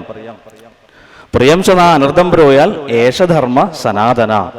അതാ പറഞ്ഞത്. സത്യം ബ്രൂയാൽ സത്യം പറയണം, പ്രിയം ബ്രൂയാൽ പ്രിയം പറയണം, ന ബ്രൂയാൽ സത്യം അപ്രിയം. അപ്രിയമായ സത്യം പറയരുത്. മറ്റുള്ളവരെ വേദനിപ്പിക്കുന്ന സത്യമാണെങ്കിൽ പിന്നെ അത് പറയരുത് എന്നാ പറയാം. ഇപ്പൊ ഒരാൾക്ക് കണ്ണ് കാണില്ല, അപ്പൊ അയാള് നമ്മള് കണ്ണു പൊട്ടാന്ന് വിളിച്ചത് ചിലപ്പോൾ സത്യവും, പക്ഷെ അത് പ്രിയാണോ? അല്ല. അപ്പൊ അങ്ങനെ ചെയ്യാൻ പാടില്ല. അല്ലെങ്കിൽ വേണ്ട, ഞാൻ വരണ വഴിക്ക് റോഡിൽ അടി നടക്കുകയാണ്, 2 ആൾക്കാർ തമ്മിൽ പൊരിഞ്ഞ കലഹം നടക്കണു, പറയാൻ പാടില്ലാത്തൊക്കെ പരസ്പരം വിളിച്ചു പറയണു. ഞാനതൊക്കെ കേട്ടിട്ട് അവർ പറഞ്ഞില്ല വെച്ചാൽ പറഞ്ഞു സത്യമാണ്, പക്ഷെ ഇവിടെ നിന്ന് പറഞ്ഞാൽ നന്നാവോ?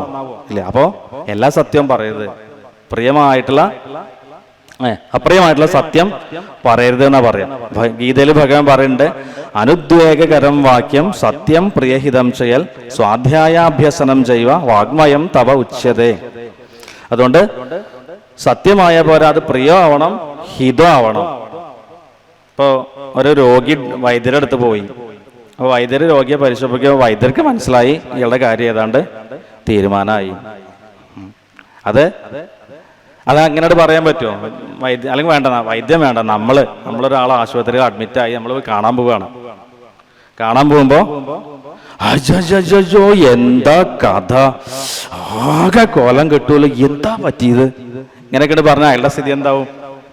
അങ്ങനെ പറയാൻ പാടില്ല എന്നാ. അത് അയാളുടെ ഹിതം നോക്കണില്ലേ? ഹിതം അല്ല. അതുകൊണ്ട് സത്യമാവണം, പ്രിയാവണം, ഹിതാവണം. ഇനി നേരെ തിരിച്ചുകൊണ്ട് പ്രിയം ചെന്ന അനർത്ഥം ബ്രൂയാൽ, പ്രിയാവാൻ വേണ്ടിയിട്ട് സത്യം പറയരുത്. ഇപ്പൊ പണ്ട് കുഞ്ചൻ നമ്പ്യാർ കളിയാക്കിയില്ലേ, ദീപസ്തംഭം മഹാശര്യം നമുക്കും കിട്ടണം പണം എന്ന് കളിയാക്കിയില്ലേ? അതേപോലെ അല്ലെ ഒരു സുഭാഷിതം ഉണ്ട്, ഉഷ്ട്രാണാംശ വിവാഹേഷു ഗീതം ഗായന്തി ഗർദ്ധഭ പരസ്പരം പ്രശംസന്തി അഹോ രൂപം അഹോ ധ്വനി എന്നൊരു സുഭാഷിതം ഉണ്ട്. അതായത് ഒട്ടകത്തിന്റെ കല്യാണമാണ്.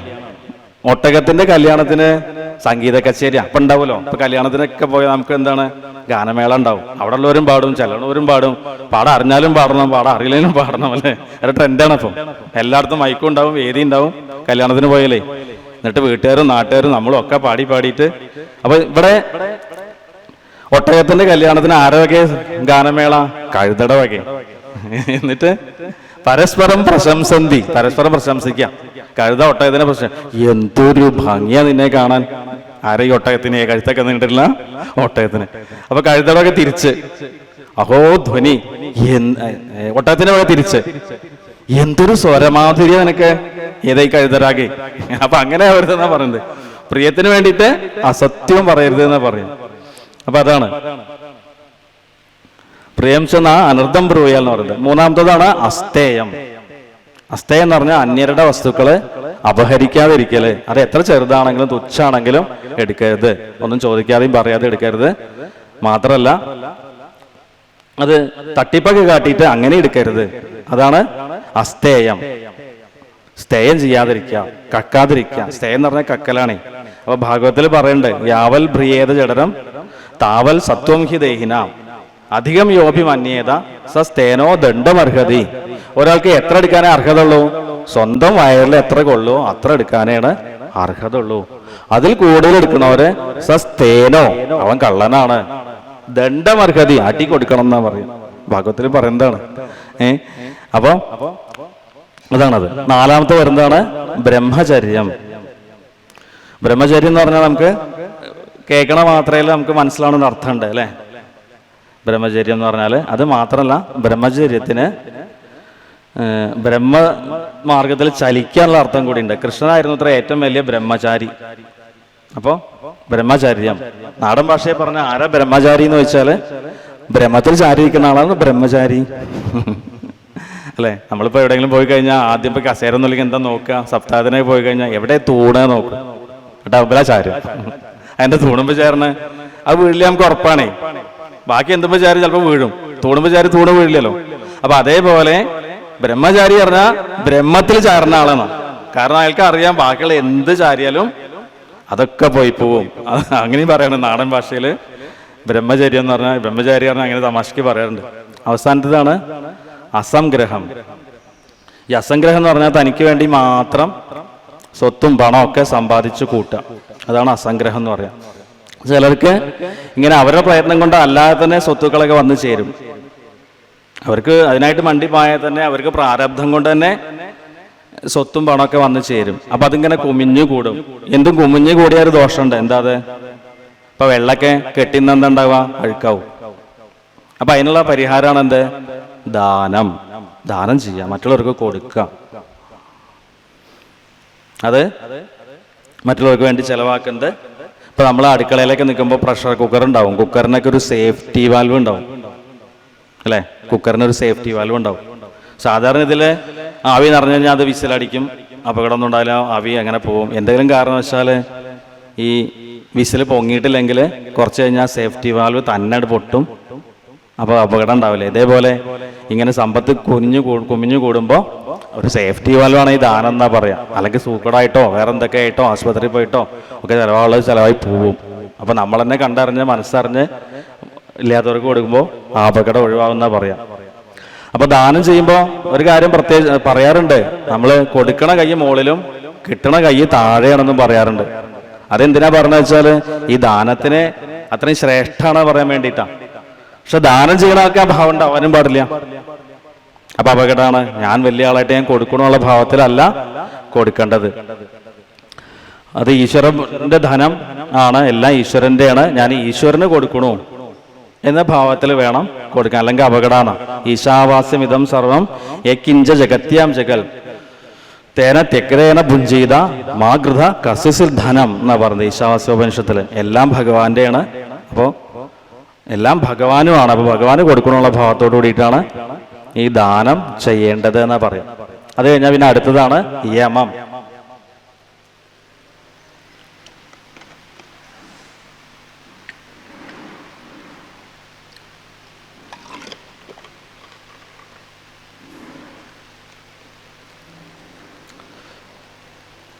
യമാണ് ഇപ്പൊ പറഞ്ഞത്. യമം കഴിഞ്ഞ പിന്നെ അടുത്താണ് നിയമം. ഈ നിയമം 5 ഉള്ളത്. യം ഏതൊക്കെ പറഞ്ഞ? അഹിംസ, സത്യം, അസ്തേയം, ബ്രഹ്മചര്യം, അപരിഗ്രഹം. ഈ 5 നമ്മൾ പറഞ്ഞത്. ഈ പറയുന്നത് നിയമമാണ്. നിയമം 5 തന്നെയുള്ളത്. ഒന്നാമത്തേതാണ് ശൗചം, രണ്ടാമത്തത് സന്തോഷം, മൂന്നാമത്തത് തപസ്, നാലാമത്തത് സ്വാധ്യായം, അഞ്ചാമത്തത് ഈശ്വര പ്രണിധാനം. ഈ 5 കൂടി എന്തായി? നിയമമായി. അപ്പൊ ഒന്നാമത്തത് ശൗചം. ശൗചം എന്ന് പറഞ്ഞാൽ ബാഹ്യ ശുദ്ധിയാണ്. ഇന്ദ്രിയങ്ങളുടെയൊക്കെ ദേഹമൊക്കെ കഴുകുക, കുളിക്കുക, നല്ല ഡ്രസ്സ് ഇടുക, വസ്ത്രമൊക്കെ നന്നായിട്ട് ധരിക്കുക, ബാഹ്യശുദ്ധി. അതുപോലെ തന്നെ നല്ല ശുദ്ധമായ ഭക്ഷണങ്ങൾ കഴിക്കുക, കഴിയുന്നത് സാത്വികമായ ഭക്ഷണങ്ങൾ കഴിക്കുക, രാജസിക താമസിക ഭക്ഷണങ്ങൾ കുറച്ചു വരാം. പറയുന്നുണ്ട് ആഹാരശുദ്ധവും സത്വശുദ്ധി, സത്വശുദ്ധോ ധ്രുവാസ്മൃതി എന്നാണ് ഉപനിഷത്തിൽ പറയുന്നത്. ആഹാരം ശുദ്ധമാവണം. ഏറ്റവും ആദ്യം ഈ ആഹാരം എന്ന് പറഞ്ഞാൽ തന്നെ കഴിക്കണത് മാത്രമല്ല, ആഹരന്തി ഇന്ദ്രിയേഭ്യ എന്നാ പറയാം, അല്ലെങ്കിൽ ആഹ്രിയതേ ഇതി ആഹാര എന്ന് പറയാറുണ്ട്. നമ്മള് ഇന്ദ്രിയങ്ങൾ കൂടെ ആഹരിക്കുന്നതൊക്കെ ആഹാരം. കണ്ണുകൂടെ കാണുന്നതും കേൾക്കുന്നതും ഒക്കെ ആഹാരമായിട്ടാ വരാം, അല്ലേ? അപ്പോ ആഹരന്തി ഇന്ദ്രിയേഭ്യ. അതുകൊണ്ടാണ് പറയുന്നത് ഭദ്രം കർണേഭി ശൃണുയാമദേവ ഭദ്രം പശ്യേമ അക്ഷബിർ യജത്ര എന്ന് പറയേണ്ടത് ഋഷി, അല്ലേ? എന്താണത്? നമ്മള് അല്ലയോ ദേവന്മാരെ, ഞങ്ങള് കണ്ണുകൊണ്ട് ഏറ്റവും മംഗളകരമായ കാര്യങ്ങൾ കാണണേ, ചെവി കൊണ്ട് ഏറ്റവും മംഗളകരമായ കാര്യങ്ങൾ കേൾക്കണേ എന്നൊക്കെയാണ് നമ്മുടെ പ്രാർത്ഥനകൾ. അപ്പൊ അങ്ങനെ എന്താ ഗുണം? നമ്മൾ എന്താണോ കാണുന്നത്, എന്താണോ കേൾക്കുന്നത്, അതിനനുസരിച്ചുള്ള ഒരു സംസ്കാരമാണ് നമ്മുടെ ഉള്ളില് രൂപം കൊള്ളുക. അപ്പൊ അത് ആഭ്യന്തര ശുദ്ധിക്ക് അത് സഹായിക്കും. ഈ ഭക്ഷണ കാര്യങ്ങൾ ശ്രദ്ധിക്കുന്നതും കാണുന്നതും കേൾക്കുന്നതും ഒക്കെ ശ്രദ്ധാപൂർവം ചെയ്യുന്നതൊക്കെ ആഭ്യന്തര ശുദ്ധിക്കും സഹായിക്കും എന്നാ പറഞ്ഞത്. അപ്പൊ ആഭ്യന്തര ശുദ്ധി എന്ന് പറഞ്ഞാല് ഈ ഷഡ്വൈരികളെ അകറ്റാന്ന് പറയാറുണ്ട്. ഷഡ്വൈരികളെ, ഉള്ളിൽ 6 ശത്രുക്കളാണുള്ളത്. ഏതൊക്കെയത് ഷഡ്വൈരികള്? കാമം, ക്രോധം, ലോഭം, മോഹം, മതം, മാത്സര്യം. ഈ ഷഡ്വൈരികളെ ഉള്ളെന്ന് കളയുന്നതാണ് ആഭ്യന്തര ശുദ്ധി എന്ന് പറയാം. അപ്പൊ നമ്മൾ ശത്രു സംഹാര പൂജയൊക്കെ ചെയ്യുമ്പോൾ അവിടെ എന്താ ഉദ്ദേശിക്കുന്നത്? ശരിക്ക് നമ്മൾ വിചാരിക്കും പുറത്തുള്ള ശത്രുക്കളെ എല്ലാം അവിടെ ഇല്ലായ്മ ചെയ്യുന്നത്. ഉള്ളിലുള്ള ശത്രുക്കളെ, ഈ ശത്രുക്കളെ ഇല്ലാതെ പുറത്തുള്ള ശത്രുക്കളും ഇല്ലാതെവേ. അപ്പോ നമ്മുടെ ഉള്ളിലെ ശത്രുക്കളെ ഇല്ലാതെ ആക്കുമ്പോൾ മറ്റുള്ളവർക്ക് ഒരു പരിവർത്തനം ഉണ്ടാവും. അപ്പൊ അതാണ് പറയുന്നത്, ഷഡ്വേരികളെ ഇല്ലാതാൻ വേണ്ടി അമ്പലത്തിലൊക്കെ പോവാ. കാമം, ക്രോധം, ലോഭം, മോഹം, മതം, മാത്സര്യം. ക്രോധം ആദ്യം പറഞ്ഞത് ക്രോധമാണ്. ക്രോധമൂലം മനസ്താപമുണ്ടായി വരും, ക്രോധമൂലം നൃണാം സംസാരബന്ധനം, ക്രോധമല്ലോ നിജധർമ്മക്ഷയകരം, ക്രോധം പരിത്യജിക്കേണം ബുധജനം. ലക്ഷ്മണോപദേശത്തിൽ പറഞ്ഞു കൊടുക്കുകയാണ്, അല്ലേ? പിന്നെ മഹാഭാരതത്തിൽ പറഞ്ഞത് ക്രോധമാകുന്നതോ വിത്തെന്നറിയണം, പാപമാകുന്ന മരാമരത്തിന്നെടോ. ക്രോധമാണ് അവിടെയും പറയുന്നത്.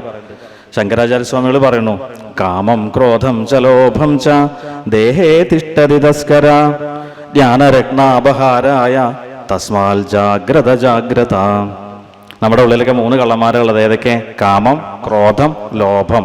അപ്പോൾ ഈ കള്ളന്മാർ എന്തിനു വേണ്ടിയിട്ടായിരിക്കുന്നത്? ജ്ഞാന രത്നാപഹാരായ, ഉള്ളിലുള്ള ജ്ഞാനമാവുന്ന രത്നത്തിനെ കട്ടുകൊണ്ടാവാതിരിക്കുകയാണ്. അതുകൊണ്ട് തസ്മാൽ ജാഗ്രത ജാഗ്രത, ഒന്ന് മനസ്സിരുത്തിക്കോളൂ എന്ന് പറഞ്ഞു തരികയാണ്. ത്രിവിധം നരകസ്യേതം ദ്വാരം നാശനമാത്മന കാമക്രോധസ്തദാലോഭ തസ്മാൽ ഏതത്രയം ത്യജേൽ. നരകത്തിലേക്കുള്ള 3 വാതിലുകളുള്ളത്. ഏതൊക്കെയത്? കാമം, ക്രോധം, ലോഭം. ത്രിവിധം നരകസ്യേതം ദ്വാരം നാശനം ആത്മന. അതുകൊണ്ട് എന്ത് ചെയ്യണം? ഈ 3 ഒഴിവായിക്കോളൂ എന്ന് ഗീതയിൽ പറഞ്ഞിരുന്നു. അപ്പൊ ഈ കാമം എന്ന് പറയുമ്പോൾ നമ്മൾ മലയാളത്തിലും സംസ്കൃതത്തിലും ചെറിയ വ്യത്യാസങ്ങളുണ്ട്. ഇപ്പൊ നമുക്ക് കാമം എന്നുള്ള വാക്ക് മലയാളത്തിലും ഉണ്ട്, സംസ്കൃതത്തിലും ഉണ്ട്. അതേപോലെ തന്നെ ഹൃദയം എന്നുള്ള വാക്ക്, അതേപോലെ തന്നെ ശ്രദ്ധ എന്നുള്ള വാക്ക്. അപ്പൊ നമ്മളെന്താ വിചാരിക്കുക വെച്ചാൽ ഈ മലയാളത്തിലുള്ള അർത്ഥം നമ്മൾ എടുക്കുക. അപ്പൊ കാമം എന്ന് പറഞ്ഞാൽ നമുക്കറിയാം, മലയാളത്തിൽ പറയുമ്പോൾ അത് സ്ത്രീ പുരുഷ ജന്യമായിട്ടുള്ള വികാരത്തിനാണ് കാമം എന്ന് പറയാം. പക്ഷെ സംസ്കൃതത്തിൽ അത്ര എല്ലാ അർത്ഥമുള്ളൂ. ആഗ്രഹങ്ങള്, എല്ലാ ആഗ്രഹത്തിനും കാമം എന്നാ പറയാം. അതേപോലെ ഹൃദയം എന്ന് പറയുമ്പോൾ നമുക്ക് മനസ്സിലാവും, മലയാളത്തിൽ പറയുമ്പോൾ അത് രക്തം പമ്പ് ചെയ്യണ ഇവിടെയുള്ള സാധനമാണെന്ന് നമ്മൾ മനസ്സിലാക്കുക. പക്ഷെ സംസ്കൃതത്തിൽ ഹൃദയം എന്നൊക്കെ പറയുമ്പോൾ അതിനൊക്കെ വലിയ അർത്ഥമുണ്ട്. ഇപ്പൊ യുക്തിവാദികളൊക്കെ ഹൃദയം അത് രക്തം പമ്പ് ചെയ്യാനുള്ളതല്ലേ എന്നൊക്കെ പറയും. അവർ ഈ അർത്ഥം മനസ്സിലാക്കാനായിട്ടാണ്. ഹൃദയം എന്ന് പറഞ്ഞാൽ എന്താ? ഈ ആത്മബോധം, ഞാൻ എന്നുള്ള ഈ ബോധം എവിടെയാണോ ഉള്ളത് ആ ഹൃദയഗ്രന്ഥി എന്നുള്ള അർത്ഥത്തിലാണ് ഹൃദയം എന്ന് പറയുന്നത്. ആരാ പറഞ്ഞത് എന്ന് വെച്ചാൽ നമ്മൾ എന്താ പറയാ? ഞാനാ പറഞ്ഞത് പറയും അല്ലേ? ഞാനാ പറഞ്ഞ ഇവിടെ തല കൈവയ്ക്കോ? ഇല്ല. അല്ലെങ്കിൽ ഞാനാ പറഞ്ഞ കൈ കേട്ടോ? ഇല്ല, ഞാനാ പറഞ്ഞത്. അപ്പോൾ ഹൃദയത്തിന് ആ വികാരത്തിനാണ് ഹൃദയം എന്ന് പറയാം, ഞാൻ എന്നുള്ള വികാരത്തിന്. അപ്പൊ അതുപോലെ തന്നെ ക്രോധം എന്ന് പറഞ്ഞാല് നമുക്ക് കിട്ടേണ്ട ഒരു കാര്യം, ഒരു പൊസിഷൻ അല്ലെങ്കിൽ ഒരു വിഷയം, നമുക്ക് അതിലെ മോഹമുണ്ട്, അത് നമുക്ക് കിട്ടിയില്ല, വേറെ ആൾക്ക് കിട്ടും ചെയ്തു. അപ്പൊ നമ്മുടെ ഉള്ളിൽ ഉണ്ടാവുന്ന ആ വികാരത്തിന് പറയുന്ന പേരാണ് ക്രോധം. ഇപ്പൊ അമ്മമാര് കുട്ടികളോടൊക്കെ ദേഷ്യപ്പെടും, കുട്ടികളെ വികൃതിയൊക്കെ കാട്ടുമ്പോൾ. അത് ക്രോധമല്ല. അത് കുട്ടിയുടെ അമ്മയ്ക്ക് വേണ്ടി 2 കൊടുത്തു വിചാരിക്കുക ദേഷ്യം കാണിച്ചിട്ട്. അത് ക്രോധമല്ല, അത് ദേഷ്യമായുള്ളൂ. ക്രോധം എന്ന് പറഞ്ഞാൽ അതല്ല. ഈ ക്രോധം, ദുര്യോധനന് ക്രോധം ഉണ്ടായിരുന്നു. ആരോട്? യുധിഷ്ഠിരനോട്. എന്താ കാരണം? ദുര്യോധനന്റെ ഉള്ളില് എൻ്റെ അച്ഛന് കണ്ണ് കാണാത്തോണ്ടല്ലേ ഈ ഇളയച്ഛൻ രാജാവായത്, അതുകൊണ്ടല്ലേ എനിക്ക് കിട്ടേണ്ട രാജ്യം യുധിഷ്ഠിരന് പോയത്. അപ്പൊ നമ്മളൊരു കാര്യം വിചാരിച്ചു, നമുക്ക് കിട്ടിയില്ല, വേറെ ആൾക്ക് കിട്ടി. അങ്ങനെ ഉണ്ടാവുന്ന വികാരത്തിനാണ് ക്രോധം എന്ന് പറയുന്നത്. ഇതേ ക്രോധമാണ് ശിശുപാലന് ഭഗവാനോട് ഉണ്ടായിരുന്നത്. എന്താ കാരണം? രുക്മിണിയെ ഭഗവാൻ അല്ലെ ശിശുപാലനെ കിട്ടിയില്ല. അപ്പൊ ഈ ക്രോധം എവിടെ തുടങ്ങണമെന്ന് വെച്ചാല് വീട്ടില് കുട്ടികൾക്ക് പായസം പങ്കുവെച്ച് കൊടുക്കുമ്പോൾ തുടങ്ങുന്ന 4 കുട്ടികളുണ്ട്. അപ്പോൾ എനിക്ക് കിട്ടേണ്ട പായസം, 1/2 ഗ്ലാസ് പായസക്ക് കിട്ടിയില്ല, അതിൻ്റെ അനിയന് കൊടുത്തു, അല്ലെങ്കിൽ എൻ്റെ അനിയത്തിക്ക് കൊടുത്തു. അവിടുന്ന് തുടങ്ങും എന്ത്? ഇത് പിന്നെ എവിടെ എത്തും? തറവാട് ഭാഗം വയ്ക്കുമ്പോൾ ഒലയ്ക്ക് 4 ആക്കണം എന്ന് പറഞ്ഞുകൊടുത്ത് എത്തുന്നതാണ് അല്ലേ? 4 ആളും കൂടിയും അമ്മയച്ഛൻ്റെ കാലക്ഷൻ തറവാട് ഭാഗം വെച്ചു. കിണ്ണം, ചെണ്ടി, ചെമ്പ്, ചെരുവം എല്ലാം പങ്കിട്ടു. അവസാനം ഒരു ഒലയ്ക്ക മാത്രം ബാക്കിയായി. അപ്പൊ എന്താണ്? ഈ ഒലയ്ക്ക് 4ആയിട്ട് മുറിക്കണം എന്നാ. ഒലയ്ക്ക് 4ആയിട്ട് മുറിച്ച വല്ല കാര്യമുണ്ടോ? 4ആക്കും പ്രയോജനപ്പെട്ടില്ല. എന്നാലും അപ്പൊ അതാണ് ഈ ക്രോധം എന്നുള്ളത്. കാമയേഷ ക്രോധയേഷ രജോഗുണ സമുദ്ഭവ മഹാശനോ മഹാപാപ വിദ്യേനം ഇഹ വൈരീണം. ഭഗവത്ഗീതയിൽ പറയണു, രജോഗുണത്തിന് കാമം ഉണ്ടാവും. ഈ കാമം എന്താണ്? മഹാശന. എത്ര തീറ്റ കെട്ടിയാലും മതിയാവത്താണ്. അതായത് എത്ര തൃപ്തിപ്പെടുത്തിയാലും തൃപ്തി ആവാത്തതാണ് ഈ കാമം എന്ന് പറയുന്നത്. മഹാശന, മഹാപാത്മ, പാപം ചെയ്യാൻ, വലിയ വലിയ പാപങ്ങൾ ചെയ്യാൻ പ്രേരിപ്പിക്കുന്നതാണ്. അപ്പൊ അത് തന്നെയാണ് അർജുന ഏറ്റവും വലിയ ശത്രു എന്നറിഞ്ഞാലും എന്ന് പറയുന്നുണ്ട്. ധ്യായതോ വിഷയാൻ പുംസ സംഘസ്തേഷൂപജായതേ സംഘാൽ സഞ്ജായതേ കാമ കാമാൽ ക്രോധോഭിജായതേ ക്രോധാൽ ഭവതി സമ്മോഹ സമ്മോഹാൽ സ്മൃതി വിഭ്രമ സ്മൃതിഭ്രംശാൽ ബുദ്ധിനാശ ബുദ്ധിനാശാൽ പ്രണശ്യതി എങ്ങനെയാണ് പടിപടിയായിട്ട് ഈ നാശത്തിലേക്ക് എത്തിക്കേണ്ടത് പറഞ്ഞു തരികയാണ്. ആദ്യമായിട്ട് ഈ ശബ്ദ സ്പർശ രൂപരസഗന്ധങ്ങളാകുന്ന വിഷയങ്ങള്, അപ്പോൾ അതിങ്ങനെ ചിന്തിച്ചിരിക്കുമ്പോൾ നമുക്ക് അതിൽ സംഘം വരും, അത് വേണമെന്നുള്ള ആഗ്രഹം വരും, അത് കാമം. അത് കിട്ടാതെ വരുമ്പോൾ സ്വാഭാവികമായിട്ട് നേരത്തെ പറഞ്ഞ പോലെ ക്രോധാവും. ക്രോധം എന്ന് പറഞ്ഞാൽ അത് അവിവേകത്തിലേക്ക് നയിക്കും. അവിവേകം സ്മൃതി വിഭ്രമ, അതായത് എന്താ പറയാ, ശാസ്ത്ര ഗുരു ഉപദേശങ്ങളൊക്കെ മറക്കും. അങ്ങനെ ബുദ്ധിനാശം. ബുദ്ധിനാശം എന്ന് പറഞ്ഞാൽ എന്താണ് വിവേകം, എന്താണ് അവിവേകം, എന്താണ് ചെയ്യേണ്ടത്, എന്താ ചെയ്യാൻ പാടില്ലാത്തത്, ആ ബോധമൊക്കെ ഉള്ളിന്ന് പോവും. ബുദ്ധിനാശാൽ പ്രണശ്യതി. അപ്പൊ അങ്ങനെ നശിക്കുന്ന പറഞ്ഞത്. അപ്പൊ അങ്ങനെ ശൗചം കഴിഞ്ഞ പിന്നെ അടുത്തതാണ് സന്തോഷം. സന്തോഷം എന്ന് പറഞ്ഞാൽ നമ്മൾ മനസ്സിലാക്കുക, നമ്മുടെ എല്ലാ ആഗ്രഹങ്ങളും നിറവേറി കഴിഞ്ഞാൽ നമ്മുടെ മനസ്സിനുണ്ടാവണ വികാരമല്ല സന്തോഷം. കാരണം എല്ലാ ആഗ്രഹങ്ങളെയും നമുക്ക് തൃപ്തിപ്പെടുത്താൻ കഴിയില്ല. ആഗ്രഹങ്ങളുടെ സ്വഭാവം അങ്ങനെയാണ്. നമ്മളൊരാഗ്രഹം നിറവേറ്റി കഴിഞ്ഞാൽ, തൃപ്തിപ്പെടുത്തി കഴിഞ്ഞാൽ അതിന്റെ സ്ഥാനത്ത് വേറെ ആഗ്രഹം അവിടെ വന്നിട്ടുണ്ടാവും. സോ ദേ ആർ ഇൻസേഷ്യബിൾ എന്ന് പറയാറുണ്ട്. തീർത്താലും തീരാത്തതാണ് ആഗ്രഹങ്ങൾ എന്ന് പറയാറുണ്ട്. അപ്പൊ എല്ലാ ആഗ്രഹങ്ങളും തൃപ്തിപ്പെടുത്തിയിട്ട് ആർക്കും സന്തോഷമായിട്ട് ഇരിക്കാൻ കഴിയില്ല. ആഗ്രഹങ്ങളൊക്കെ അടങ്ങുമ്പോൾ തനിയെ ഉണ്ടാവണ വികാരമാണ് സന്തോഷം. എല്ലാം അനുകൂലമാവുമ്പോൾ ഉള്ള മനസ്ഥിതി അല്ല അത്. പ്രതികൂല കാലാവസ്ഥയിലും പ്രതിസന്ധിയിലൊക്കെ തളരാതെ മനസ്സ് അചഞ്ചലായിട്ട് നിൽക്കുന്ന ആ അവസ്ഥയ്ക്കാണ് സന്തോഷം എന്ന് പറയാം. മനസ്സിനെ സമസ്ഥിതിയിൽ നിർത്താൻ കഴിയണം. ആശാഹി പരമം ദുഃഖം, നൈരാശ്യം പരമം സുഖം എന്നാ പറയാം. അടുത്തത് തപസ്. തപസ് എന്ന് പറഞ്ഞാൽ നമുക്ക് ഓർമ്മ വരിക, ഇത് മഹർഷിമാരൊക്കെ കാട്ടിൽ പോയി താടിയും മുടിയൊക്കെ നീട്ടി അങ്ങനെയുള്ള ചിത്രങ്ങളും നമ്മൾ കണ്ടിട്ടുണ്ടാവും. അപ്പോൾ നമുക്കുള്ളതൊന്നും അല്ല അത്. അത് മഹർഷിമാർക്കൊക്കെ ഉള്ളതാണെന്ന് നമ്മൾ ധരിക്കുക. എന്നാൽ അങ്ങനെയൊന്നും അല്ല. തപസ് ചെയ്യാൻ കാട്ടിലും ഗുഹയിലൊന്നും പോകണ്ട. നമ്മുടെ ജീവിതത്തിൽ ചെയ്യേണ്ട ഒരു കാര്യമാണ്, ഓരോരുത്തരും ചെയ്യേണ്ട കാര്യമാണ് തപസ്. സന്യാസി മഹർഷി ഒന്നും ആവണ്ട.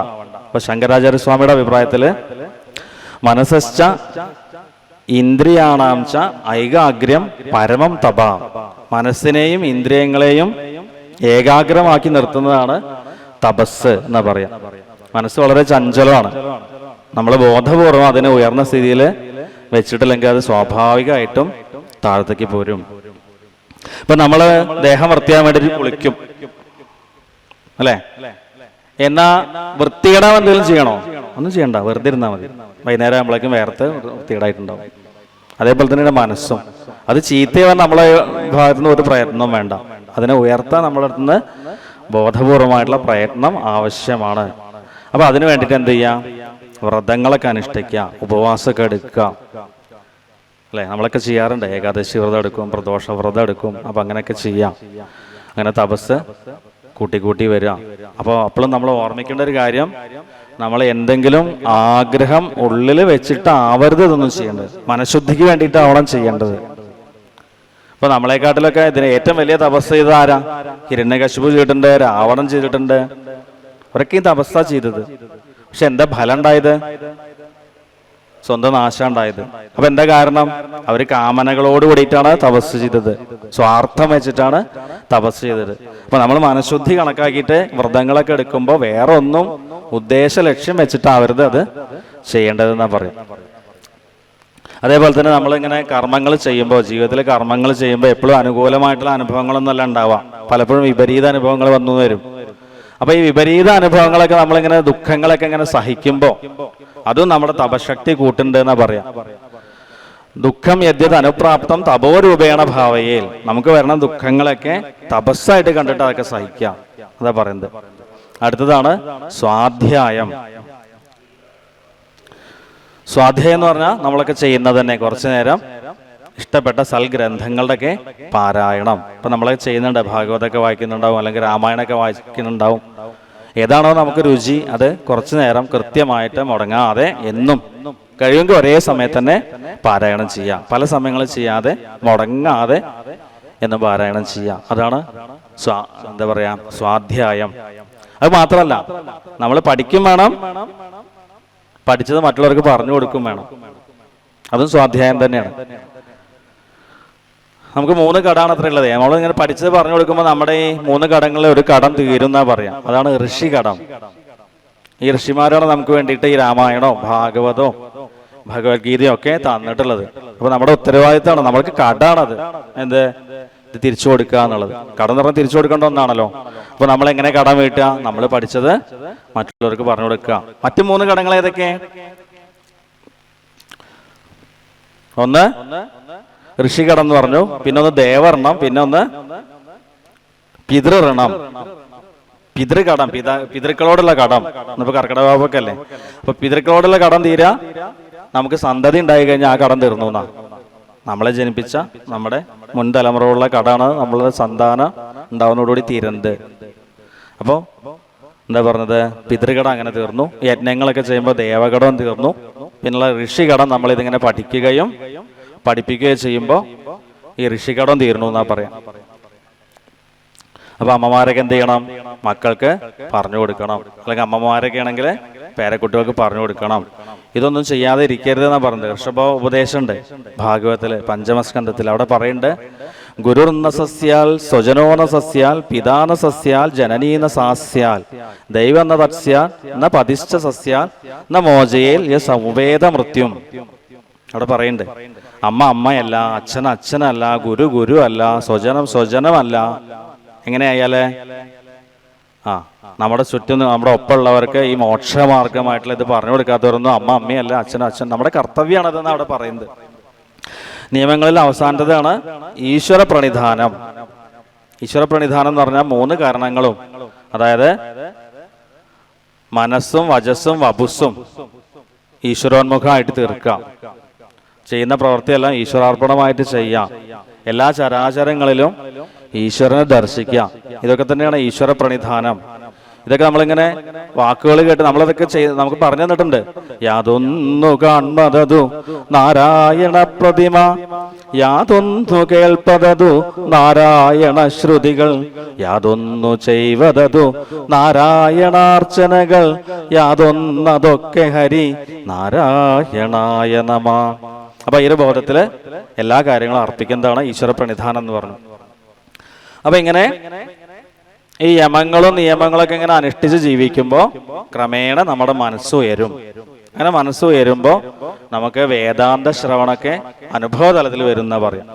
അപ്പൊ വേദാന്തം ഒന്നും കേട്ടാൽ എല്ലാവർക്കും മനസ്സിലാവില്ല എന്ന് പറയാറുണ്ട്. അതിന് ചില പ്രീ റിക്വസിറ്റ്സ് ഉണ്ട്. എന്തായാലും പറയാം, ഒരു സാധനാ ചതുഷ്ടയ സമ്പത്തി എന്നാ പറയാം. 4 കാര്യങ്ങൾ കൂടിയതാണ് സാധനാ ചതുഷ്ടയ സമ്പത്തി. ഒന്നാമതാണ്, അപ്പൊ വേദാന്തം കേൾക്കണമെങ്കിൽ ഈ സാധനാ ചതുഷ്ടയ സമ്പന്നനാണെങ്കിലേ കേൾക്കാവൂ എന്നല്ല പറഞ്ഞത്. അങ്ങനെ ഈ സാധനാ ചതുഷ്ടയ സമ്പന്നനാണെങ്കിലേ ഈ വേദാന്തം കേട്ടാല് അത് അനുഭവമുള്ളൂ എന്നാ പറഞ്ഞത്. അല്ല ആർക്കും നിഷേധിക്കേണ്ട നമ്മുടെ സംസ്കാരം. ഇപ്പൊ നമ്മള് ഡിഗ്രിക്കൊക്കെ ഫിസിക്സ് ഡിഗ്രിക്ക് പോയി ചേരണമെങ്കിൽ എന്ത് വേണം? +2 സയൻസ് എടുത്തിട്ട് പഠിക്കണം അല്ലെ. +2 ഹ്യൂമാനിറ്റീസ് എടുത്ത് പഠിച്ച ഒരു കുട്ടിക്ക് ഡിഗ്രിക്ക് സയൻസ് പോയി എടുക്കാൻ പറ്റില്ല എന്ന് പറയുമ്പോ എന്താ? അവന് മനസ്സിലാവില്ല. ആ കുട്ടിക്ക് മനസ്സിലാവണമെങ്കിൽ ബേസിക് ആയിട്ട് +2 തലത്തിൽ തന്നെ സയൻസ് പഠിച്ചിട്ടുണ്ടോ. അതേപോലെയാണ് വേദാന്തമൊന്നും എല്ലാവർക്കും മനസ്സിലാവില്ല പറഞ്ഞാൽ ഇനി സാധനാ ചതുഷ്ടയ സമ്പത്തി ഉണ്ടെങ്കിലേ മനസ്സിലാവുള്ളൂ. അതുകൊണ്ടാണ് അങ്ങനെ പറയുന്നത്. അപ്പൊ അതെന്തൊക്കെയാ നോക്കാം. അതിൽ ഒന്നാമത്തെയാണ് നിത്യാനിത്യ വസ്തു വിവേകം.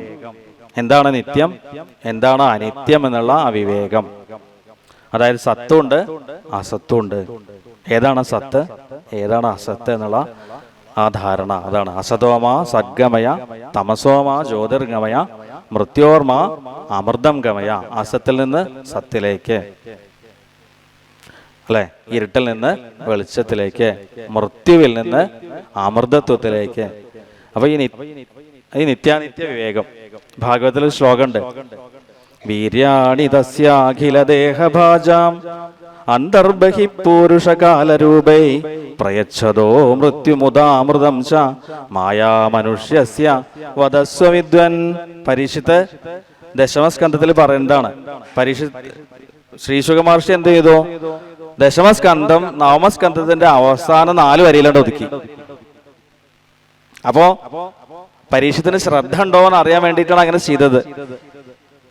അല്ലെ? നമുക്കിപ്പോ ഒരു ആള് കേൾക്കുണ്ടെങ്കിൽ നമ്മൾ ചുരുക്കിയിട്ടും പറയും, വിസ്തരിച്ചിട്ടും പറയും. ആൾക്കാർ ശ്രദ്ധിക്കണല്ലേ ഉണ്ടാവും, നമ്മൾ എന്ത് ചെയ്യും, നമ്മൾ പറഞ്ഞിട്ട് ചുരുക്കും. അപ്പൊ അതേപോലെ ശ്രീ ശുഗമഹർഷി 4 വരിയിലാണ് ചുരുക്കി എന്റെ കൃഷ്ണന്റെ കഥ മുഴുവൻ. അപ്പോൾ പരീക്ഷത്ത് ചോദിക്കുകയാണ് ശ്രീ ശുഗനോട്, വീര്യാണി തസ്യാഖില ദേഹഭാജാം അന്തർബഹി പൂരുഷകാലരൂപേ പ്രയച്ഛതോ മൃത്യുമുദാമൃതം ച മായാ മനുഷ്യസ്യ വദസ്വ വിദ്വൻ. അപ്പൊ എങ്ങനെയുള്ള കൃഷ്ണന്റെ കഥയെ പറയുന്നത്? എല്ലാ ശരീരങ്ങളുടെയും ഉള്ളില് അന്തര്യാമയായിട്ടിരിക്കുകയും പുറമെ മൃത്യുവായിട്ടിരിക്കും ചെയ്യുന്ന ആ ഭഗവാനാണ്. അപ്പൊ അമൃതവും മൃത്യുവൊക്കെ ഭഗവാൻ തന്നെയെന്നാ പറയാം, അല്ലെ? നമ്മൾ പുറമേക്ക് നോക്കുകയാണെങ്കിൽ എല്ലാം നശ്വരമാണ്, ഒക്കെ നശിച്ചു പോകുന്നതാണ്. അത് ഭഗവാൻ കാലസ്വരൂപനായിട്ട് ഇരുന്ന് ചെയ്യാണ്. എന്നാ ഉള്ളിലേക്ക് നോക്കിയാലോ, അവിടെ അമൃതത്വമാണ്. അപ്പൊ ഞാൻ എന്ന് പറയുമ്പോൾ ആ വികാരം, അത് നമ്മൾ ചെറിയ കുട്ടിയാകുമ്പോഴും അതെ, യൗവനത്തിലും അതെ, വാർദ്ധക്യത്തിൽ പ്രവേശിക്കുമ്പോഴും അതെ, വാർദ്ധക്യത്തിന്റെ ആ അവസ്ഥയിൽ എത്തിയാലും അതെ, ആ അനുഭവം തന്നെയാണ്. അഹം, ഞാൻ എന്നുള്ള അനുഭവത്തിന് യാതൊരു മാറ്റം ഉണ്ടാവണില്ല. അപ്പൊ അതാണ് ഉള്ളിലേക്ക് നോക്കിയ അമൃതാണെന്ന് പറഞ്ഞത്. ഈ അഹത്തിന് മാറ്റമില്ല. നമ്മളെ മനസ്സ് മാറിയിട്ടുണ്ടാവും, നമ്മുടെ ശരീരം മാറിയിട്ടുണ്ടാവും. കുട്ടിയാകുമ്പോഴുള്ള ശരീരം അല്ല ഇപ്പൊ നമുക്കുള്ളത്. അപ്പൊ മനസ്സും ശരീരവും ചിന്തകളും ബുദ്ധിയൊക്കെ മാറിയിട്ടുണ്ടാവും. ഒന്നുകിൽ അന്ന് കുട്ടിയാകുമ്പോഴേക്ക് ബുദ്ധി കൂടിയിട്ടുണ്ടാവും, അല്ലെങ്കിൽ ബുദ്ധി കുറഞ്ഞിട്ടുണ്ടാവും. ഇതൊക്കെ മാറ്റം വന്നിട്ടുണ്ടാവും. പക്ഷെ അപ്പോഴൊക്കെയും ഈ ഞാൻ എന്ന് പറയുമ്പോൾ അനുഭവം ഉണ്ടല്ലോ, അത് സ്ഥിരമായിട്ട് നിൽക്കുകയാണ്. അത് ഭഗവാനാണ്. അപ്പോ ഉള്ളിക്ക് നോക്കിയാൽ അത് അമൃതമാണ്, പുറമേക്ക് നോക്കിയാൽ എല്ലാം നശ്വരങ്ങളാണ്. നമ്മൾ കുട്ടിയാകുമ്പോഴുള്ള കാടമ്പുഴയാണോ ഇപ്പോൾ ഇവിടെ ഉള്ളത്? അല്ല, ഒക്കെ മാറി, ഒക്കെ മാറ്റത്തിന് വിധേയമാണ്. ഇനി ഒരു 200 കൊല്ലം കഴിഞ്ഞിട്ട് വന്നു കഴിഞ്ഞാലോ, അപ്പൊ ഇത് നമുക്കൊന്നും ഒരു പരിചയം ഉണ്ടാവില്ല, ഇവിടെ ഒന്നും ഒക്കെ മാറും, അല്ലെ? അപ്പൊ പുറത്ത് കാലസ്വരൂപനായിട്ട് മൃത്യുവായിട്ട് ഇരിക്കുന്നതും ഉള്ളിൽ അമൃതസ്വരൂപനായിട്ട് അന്തര്യാമയായിട്ട് ഭഗവാനായിട്ട് ഇരിക്കുന്നതും അത് ഒരേ ഭഗവാനാണെന്നാ പറയുന്നത്. അപ്പോ ഈ നിത്യാനിത്യ വസ്തു വിവേകം, എന്താണ് നിത്യം, എന്താണ് അനിത്യം, അതാണ് ഒന്നാമത്തത്. രണ്ടാമത്തേതാണ് ഇഹാമുത്ര ഫലഭോഗ വിരാഗം, സാധനാ ചതുഷ്ടയ സമ്പത്തിയിലെ രണ്ടാമത്തെയാണ്. അപ്പോ ഈ നേരത്തെ പറഞ്ഞ പോലെ തന്നെ ഈ ലോകത്തുള്ള എല്ലാ ഭോഗങ്ങളും നശിക്കുന്നതാണ്. ഈ ലോകത്ത് മാത്രമല്ല, നമുക്ക് സ്വർഗവും നരകമുണ്ട്. പക്ഷെ നമ്മുടെ ലക്ഷ്യം സ്വർഗവും നരകമൊന്നും അല്ല. മറ്റുള്ള മതങ്ങളിൽ അങ്ങനെയല്ല. അവർക്ക് സ്ഥായിയായിട്ടുള്ള അല്ലെങ്കിൽ പരമായിട്ടുള്ള ലക്ഷ്യം എന്താണ്? ഒന്നുകിൽ സ്വർഗത്ത് പോവും, അല്ലെങ്കിൽ പേടിക്കും, നരകത്തില്. അത്രേ ഉള്ളൂ. നമുക്ക് അങ്ങനെയല്ല. നമ്മുടെ സ്വർഗവും നരകമൊക്കെ താൽക്കാലിക. എങ്ങനെയാ സ്വർഗത്തിലെത്താ? നമുക്ക് സുഹൃതങ്ങൾ കൂടിയാൽ സ്വർഗത്തിലെത്തും, അല്ല ദുഷ്കൃതങ്ങളെ കൂടിച്ച് നമ്മൾ എന്ത് ചെയ്യും? നരകത്തിലെത്തും. അപ്പോൾ ദുഷ്കൃതങ്ങള് ചെയ്ത് നരകത്തിലെത്തി അവിടുന്ന് മോചനമുണ്ട്. ഈ ദുഷ്കൃതങ്ങളുടെ ആ ഫലം അല്ലെങ്കിൽ ഇഫക്റ്റ് കഴിഞ്ഞാൽ അവിടുന്ന് തിരിച്ച് പിന്നെയും ജനിക്കേണ്ടി വരും. അതേപോലെ തന്നെയാണ് എന്ത്?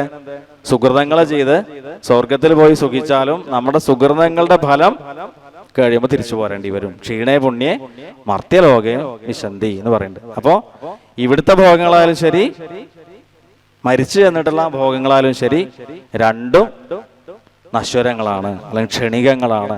ഈ ബോധമാണ് എന്ത്? നിത്യ ഫല ഭോഗ വിരാഗം എന്ന് പറയുന്നത്. ഈ വിരാഗം എന്ന് പറയുമ്പോൾ ഒരു കാര്യം പ്രത്യേകം ശ്രദ്ധിക്കണം. ഇപ്പോ നമ്മള് ഷുഗർ ഉണ്ട്, അപ്പൊ നമ്മൾ പഞ്ചസാര കഴിക്കണുണ്ട്, അല്ല കഴിക്കണില്ല. അത് വൈരാഗ്യം പറയാൻ പറ്റില്ല, അത് പേടിയെന്നാ പറയാം. ഷുഗറുള്ള ആളെ പഞ്ചസാര ഒഴിവാക്കുന്നത് പഞ്ചസാരയുടെ കഴിക്കാനുള്ള ആഗ്രഹം ഉള്ളിൽ വെച്ചിട്ടാണ്. ആഗ്രഹം അവിടുന്ന് പോയിട്ടില്ല. ഈ പഞ്ചസാര കഴിച്ചാൽ എനിക്ക് എന്റെ ഷുഗർ കൂടിച്ചിട്ടാണ്. അത് വിരാഗമായിട്ട് കൂട്ടാൻ പറ്റില്ല. വിരാഗമായിട്ട് കൂട്ടണം എന്താണ്? ഉള്ളിലുള്ള ആഗ്രഹം അവിടുന്ന് വേരോട് കൂടിയിട്ട് പോകണം. അപ്പോഴാണ് വിരാഗം അല്ലെങ്കിൽ വൈരാഗ്യം വരുള്ളൂ. അല്ലെങ്കിൽ ഇപ്പൊ പട്ടിണി കിടക്കണ ഒരാള്, എനിക്ക് ഭക്ഷണം കഴിക്കാൻ ഇല്ലാഞ്ഞിട്ടാ, ഭക്ഷണത്തോട് ആഗ്രഹം ഇല്ലാഞ്ഞിട്ടല്ല, അവിടെ അത് വൈരാഗ്യമാണോ? അതും വൈരാഗ്യമല്ല. അപ്പോ ഉള്ളിലുള്ള ആഗ്രഹങ്ങൾ പോകുന്നതാണ് എന്ത്? വൈരാഗ്യം. അല്ലാതെ നമ്മൾ പേടിച്ച് മാറിക്കുന്നത് വൈരാഗ്യാവില്ല. അതാണ് അതിനെ പറ്റിയിട്ട് പറയുന്നത്. അടുത്തത് ശമാധി ഷഡ്ക സമ്പത്തി എന്ന് പറയും. ഒക്കെ ഒന്നിങ്ങനെ കേട്ട് പോവാ. കുറച്ച് നമ്മൾ പറഞ്ഞിട്ടും കേട്ടിട്ടും ഒക്കെ മെല്ലെ മെല്ലെ നമ്മുടെ അനുഭവത്തിൽ വരട്ടെ, അല്ലെ? ഈ പറയുന്ന ആളും കേൾക്കുന്നവരും ഒക്കെ കാലക്രമേണ അങ്ങനെ ആവട്ടെ. അല്ലാതെ ഞാനിതൊക്കെ നേടി അങ്ങനെയല്ല പറയല്ല. നമ്മളിതിങ്ങനെ കേൾക്കുമ്പോഴല്ലേ നമുക്ക് ഇതിനെ പറ്റി കുറച്ചൊരു ധാരണ ഉണ്ടാവാം. സാധാരണ എല്ലാവരും കഥകൾ പറഞ്ഞ് പോവാ പതിവ്. കഥകൾ കേൾക്കാനാവും ആൾക്കാർക്ക് ഇഷ്ടം. എനിക്കും അങ്ങനെ തന്നെയാണ് കേട്ടോ, കഥകൾ കേൾക്കാൻ തന്നെയാണ് ഇഷ്ടം. പക്ഷെ ഇങ്ങനെയൊക്കെ ഉള്ള കാര്യങ്ങളും കൂടി ഒപ്പം ഓർമ്മിക്കുന്നത് നല്ലതാണ്. അതേ പറയുന്നത്. അപ്പോൾ ശമാധി ഷട്ട് സമ്പത്തി എന്ന് പറഞ്ഞാൽ അതിലും 6 എണ്ണാണ്. ഷട്ട് എന്ന് പറഞ്ഞാൽ 6. എന്തൊക്കെയാണത്? ശമം, ദമം, ഉപരതി, തിദിക്ഷ, ശ്രദ്ധ, സമാധാനം. ഈ 6 കൂടിയതാണ് ശമാധി ഷട്ക സമ്പത്തി. അതിൽ ആദ്യത്തെയാണ് ശമം. ശമം എന്ന് പറഞ്ഞാൽ മനസ്സിനെ നിയന്ത്രിക്കുക, ഇന്ദ്രിയങ്ങളിലേക്കുള്ള മനസ്സിന്റെ ഒഴുക്കിനെ തടയുക, അതിനാണ് അന്തർമുഖമാക്കുക. അതാണ് ശമം എന്ന് പറഞ്ഞാൽ. അടുത്തത് ദമം. ചക്ഷുരാദി ബാഹ്യ ഇന്ദ്രിയ നിഗ്രഹം, കണ്ണ്, കഥ, മൂക്ക്, അങ്ങനെ പുറത്തുള്ള ആ ഇന്ദ്രിയങ്ങളുടെ നിയന്ത്രണമാണ് ദമം. ഇന്ദ്രിയങ്ങൾ നമുക്ക് ബന്ധുക്കളാവും ശത്രുക്കളാവും. നിയന്ത്രണത്തിലുള്ള ഇന്ദ്രിയങ്ങൾ നമ്മുടെ ബന്ധുക്കളാണ്, നിയന്ത്രണത്തിലല്ലാത്ത ഇന്ദ്രിയങ്ങൾ നമ്മുടെ ശത്രുക്കളാണ്. ഇപ്പൊ നമ്മൾ നേരത്തെ ഷുഗറിന്റെ കാര്യം പറഞ്ഞ പോലെ നമുക്ക് പഞ്ചസാര ഇങ്ങനെ കഴിക്കണം തോന്നുകയാണ്. അപ്പൊ എന്തുകൊണ്ടാണ് തോന്നുന്നത്? നമ്മുടെ നിയന്ത്രണത്തിലല്ലാതെ. നമുക്കറിയാം, നമുക്ക് എല്ലാവർക്കും അറിവുണ്ട് ഈ പഞ്ചസാര അധികം കഴിച്ചാല് എന്തായാലും അതിന്റെ ആഫ്റ്റർ എഫക്റ്റ് എന്താണ്, ഷുഗർ ആണെന്ന് അറിയാം അല്ലെ. മദ്യം കഴിക്കുന്ന ആൾക്ക് അറിയാം എന്ത്, ഇത് കേടാണ്. പക്ഷെ അറിവായിട്ടുള്ളൂ, അത് അനുഭവമായിട്ടില്ല, വിവേകമില്ല അവിടെ. ഓ ഇതൊക്കെ എന്ത് കേടാ അറിയാറുണ്ട മോന്ത. അപ്പോ സ്വാധീനത്തിലുള്ള ഇന്ദ്രിയങ്ങള് ബന്ധുക്കളാണ്, സ്വാധീനത്തിലല്ലാത്ത ഇന്ദ്രിയങ്ങള് ശത്രുക്കളാണ്. ഗീതയിൽ പറയണു അല്ലെ, ഉദ്ധരേത് ആത്മനാത്മാനം ആത്മാന അവസാദയേ ആത്മന്യേവ ആത്മനോ ബന്ധു ആത്മൈവ രിപുരാത്മന. ശത്രുക്കളും മിത്രങ്ങളും ഒക്കെ നമ്മൾ തന്നെയാണ് ഉണ്ടാക്കുന്നത്. നമ്മുടെ ഇന്ദ്രിയങ്ങളെ നിയന്ത്രണം വരികയാണെങ്കിൽ അത് ബന്ധുക്കളായി, ഇന്ദ്രിയങ്ങളെ നിയന്ത്രിച്ചില്ലെങ്കിൽ അതേ ഇന്ദ്രിയങ്ങൾ തന്നെ സ്വാധീനത്തിലല്ലെങ്കിൽ അത് ശത്രുക്കളായി എന്നാ പറഞ്ഞത്. മൂന്നാമത്തെയാണ് ഉപരതി. ഉപരതി എന്ന് പറഞ്ഞാൽ എന്താ? ഉപ എന്ന് പറഞ്ഞാൽ അടുത്തിരിക്കുക, രതി എന്ന് പറഞ്ഞാല് പ്രേമം അല്ലെങ്കിൽ എന്താ പറയാ, ഇഷ്ടം, സ്നേഹം.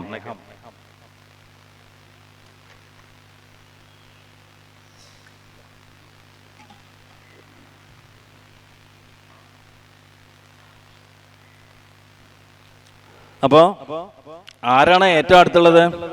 അടുത്തുള്ള ആളോട് സ്നേഹമാണല്ലോ ഉപരതി. ആരപ്പോ നമ്മുടെ ഏറ്റവും അടുത്തുള്ളത്? നമ്മളെ കുട്ടികള്, ഭാര്യ അല്ലെങ്കിൽ ഭർത്താവ്, ബന്ധുക്കള് ആണോ? അല്ലെന്നാ പറയുന്നത്. ഇവരൊന്നും അല്ല നമ്മുടെ അടുത്തുള്ളത് അല്ലെ. അഷ്ടമസ്കന്ധത്തിലെ ഭാഗവതത്തിലെ കൂടുതൽ ഭാഗവത വായിക്കാറ്, അതുകൊണ്ട് ഭാഗവതാണ് നാവില് വരിക. അഷ്ടമസ്കന്ധത്തിലെ ഗജേന്ദ്രോപാഖ്യാനുണ്ട്, ഗജേന്ദ്ര മോക്ഷം അല്ലെ. എന്താ അവിടെ കഥ? ഗജേന്ദ്രൻ, ഗജശ്രേഷ്ഠൻ, ആനകളെ രാജാവ്,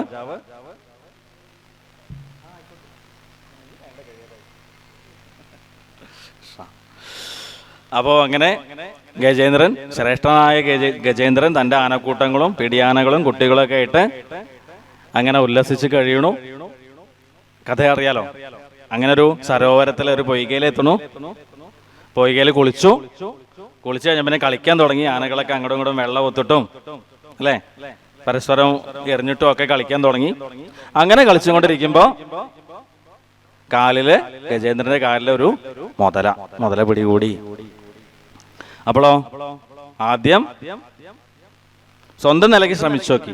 ഈ മുതല, ഞാൻ ഇത്രയും വലിയ ഗജേന്ദ്രനല്ലേ, ഈ ചെറിയൊരു മുതല പിടിച്ചാലൊന്നും എനിക്ക് പ്രശ്നമില്ല, ആരുടെ പിടിപിടിക്കാൻ നോക്കി. പറ്റിയില്ല. പിന്നെ പിടിയാനകളൊക്കെ ശ്രമിച്ചു നോക്കി, കഴിഞ്ഞില്ല. പിന്നെ ഒപ്പമുള്ള കൊമ്പനാനകള്, ആനക്കൂട്ടത്തിലുള്ള ആനകളെ എല്ലാരും കൂടി ശ്രമിച്ചു, എന്നിട്ടും കഴിഞ്ഞില്ല. അങ്ങനെ മെല്ലെ ഒപ്പമുള്ളവരൊക്കെ ഇങ്ങനെ പോവാൻ തുടങ്ങി. അങ്ങനെ ഗജേന്ദ്രൻ ഒറ്റയ്ക്കായി. അപ്പൊ ഭഗവാനോട് സ്തുതിക്കുന്നുണ്ട് അല്ലെ. നമാമി മേ ജ്ഞാതയ ആതുരം ഗജ കുതക്കരിണ്യ പ്രഭവന്തി മോചിതും ഗ്രാഹേണ പാശേന വിധാതുരാവൃതോപി അഹം ച തം യാമി പരം പരായണം. അപ്പൊ എന്നെ മോചിപ്പിക്കാൻ ഈ ഒപ്പുള്ള പിടിയാനകൾക്കോ അല്ലെങ്കിൽ ആനക്കൂട്ടത്തിനോ ആർക്കും കഴിയില്ല. ആർക്കേ കഴിയുള്ളൂ? ഭഗവാന് മാത്രമേ കഴിയുള്ളൂ. ഇതിപ്പോ ഒരു ആനയുടെ കഥയാണോ എന്ന് വെച്ചാൽ ആനയുടെ കഥയല്ല. നമുക്കൊക്കെ ഇങ്ങനെ കഥകളോട് പറഞ്ഞു തരികയാണ്. ആരാണ് ഈ ഗജേന്ദ്രൻ? നമ്മളൊക്കെ തന്നെയാണ്. നമ്മൾ ഈ സംസാരത്തിൽ പെട്ടിട്ട് ഒപ്പുള്ളവരൊക്കെ ഉണ്ടാവുമെന്ന് വിചാരിച്ചിട്ട് ജീവിക്കുമ്പോ നമ്മുടെ കാലിലൊക്കെ പ്രാരബ്ധമാകുന്ന മുതല വന്നിട്ട് പിടിക്കും. അത് ചിലപ്പോ രോഗങ്ങളാവാം, വ്യാധികളാവാം, അല്ലെങ്കിൽ കഷ്ടപ്പാടാവാം, ഏതെങ്കിലും രൂപത്തിൽ വന്ന് പിടിക്കും. ആരെ? പ്രാരബ്ധമാവുന്ന, നമ്മുടെ മുൻ ജന്മങ്ങളിലെ കർമ്മഫലമാവുന്ന പ്രാരബ്ധമാവുന്ന മുതല പിടിച്ചു കഴിഞ്ഞാല് അപ്പം നമുക്ക് മനസ്സിലാവും ഈ ബന്ധുക്കളോ അല്ലെങ്കിൽ മക്കളോ ഒന്നുമല്ല ഒപ്പമുള്ളതെന്ന്. അവരൊക്കെ നമ്മളെ കൊണ്ടുപോയി അഡ്മിറ്റ് ആക്കും, എവിടെ ഒരു ആശുപത്രി അഡ്മിറ്റ് ആക്കും, നല്ലോണം നോക്കും, ആദ്യമൊക്കെ നല്ലോണം നോക്കും, അവരെ പരമാവധി ചെയ്യും, പരമാവധി നമുക്ക് വേണ്ടി പ്രയത്നിക്കും. പിന്നെയോ കുറച്ച് കാലം കഴിഞ്ഞാൽ ഓരോരുത്തരെ കുട്ടികൾക്ക് സ്കൂളുണ്ട് അല്ലെങ്കിൽ കോളേജ് ഉണ്ട് പറഞ്ഞാൽ അവർ പോവും, അല്ലേ? ഒപ്പമുള്ളവർക്ക് ജോലി ഉണ്ട് അല്ലെങ്കിൽ വേറെ എന്തെങ്കിലും പറഞ്ഞിട്ട് അവർ പോവും. ആരും പറഞ്ഞിട്ട് കാര്യമില്ല, അല്ലേ? ലോകത്തിന്റെ സ്ഥിതി അങ്ങനെയാണ്. ആർക്കും ആരുടെ ഒപ്പം ഇങ്ങനെ നിൽക്കാൻ പറ്റില്ലല്ലോ. അങ്ങനെ അവസാനം ആശുപത്രി കിടക്കയിൽ നമ്മൾ ഒറ്റയ്ക്കാവും. അപ്പൊ നമുക്ക് മനസ്സിലാവും ഈ ബന്ധുക്കളോ അല്ലെങ്കിൽ ഭാര്യയോ ഈ കുട്ടികളോ ഭർത്താവോ ഒന്നുമല്ല നമ്മുടെ ഒപ്പമുള്ളത്. ആരോ ഒപ്പമുള്ളത്? ആ ഭഗവാനാണ് ഒപ്പമുള്ളത്.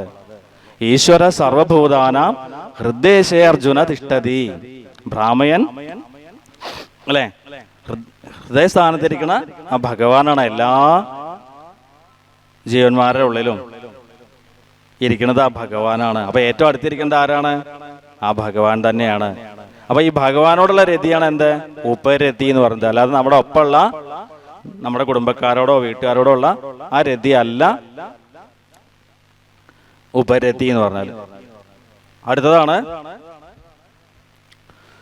തിദിക്ഷ എന്നുള്ള ഗുണം. തിദിക്ഷ അത് ദ്വന്ദ്വങ്ങളെ സഹിക്കാനുള്ള കഴിവാണ് തിദിക്ഷ. എന്താ ഈ ദ്വന്ദ്വങ്ങള്? എല്ലാവരും രണ്ട് ഗുണമായിട്ട് വരും, അല്ലെ? രാത്രിയാണെങ്കിൽ പകലുണ്ടാവും, പകലാണെങ്കിൽ രാത്രി ഉണ്ടാവും. സുഖമാണെങ്കിൽ ഒപ്പം ദുഃഖം ഉണ്ടാവും, ജയാണെങ്കിൽ ഒപ്പം പരാജയം ഉണ്ടാവും, മാനാണെങ്കിൽ അപമാനം ഉണ്ടാവും, ശീതാണെങ്കിൽ ഉഷ്ണം ഉണ്ടാവും. ഇങ്ങനെയുള്ള ദ്വന്ദ്വങ്ങൾ വരുമ്പോൾ അവയൊക്കെ സമബുദ്ധിയോട് കൂടിയിട്ട് സഹിക്കാം. അതിനുള്ള കഴിവാണ് നമ്മൾ തിദിക്ഷ എന്ന് പറയാം.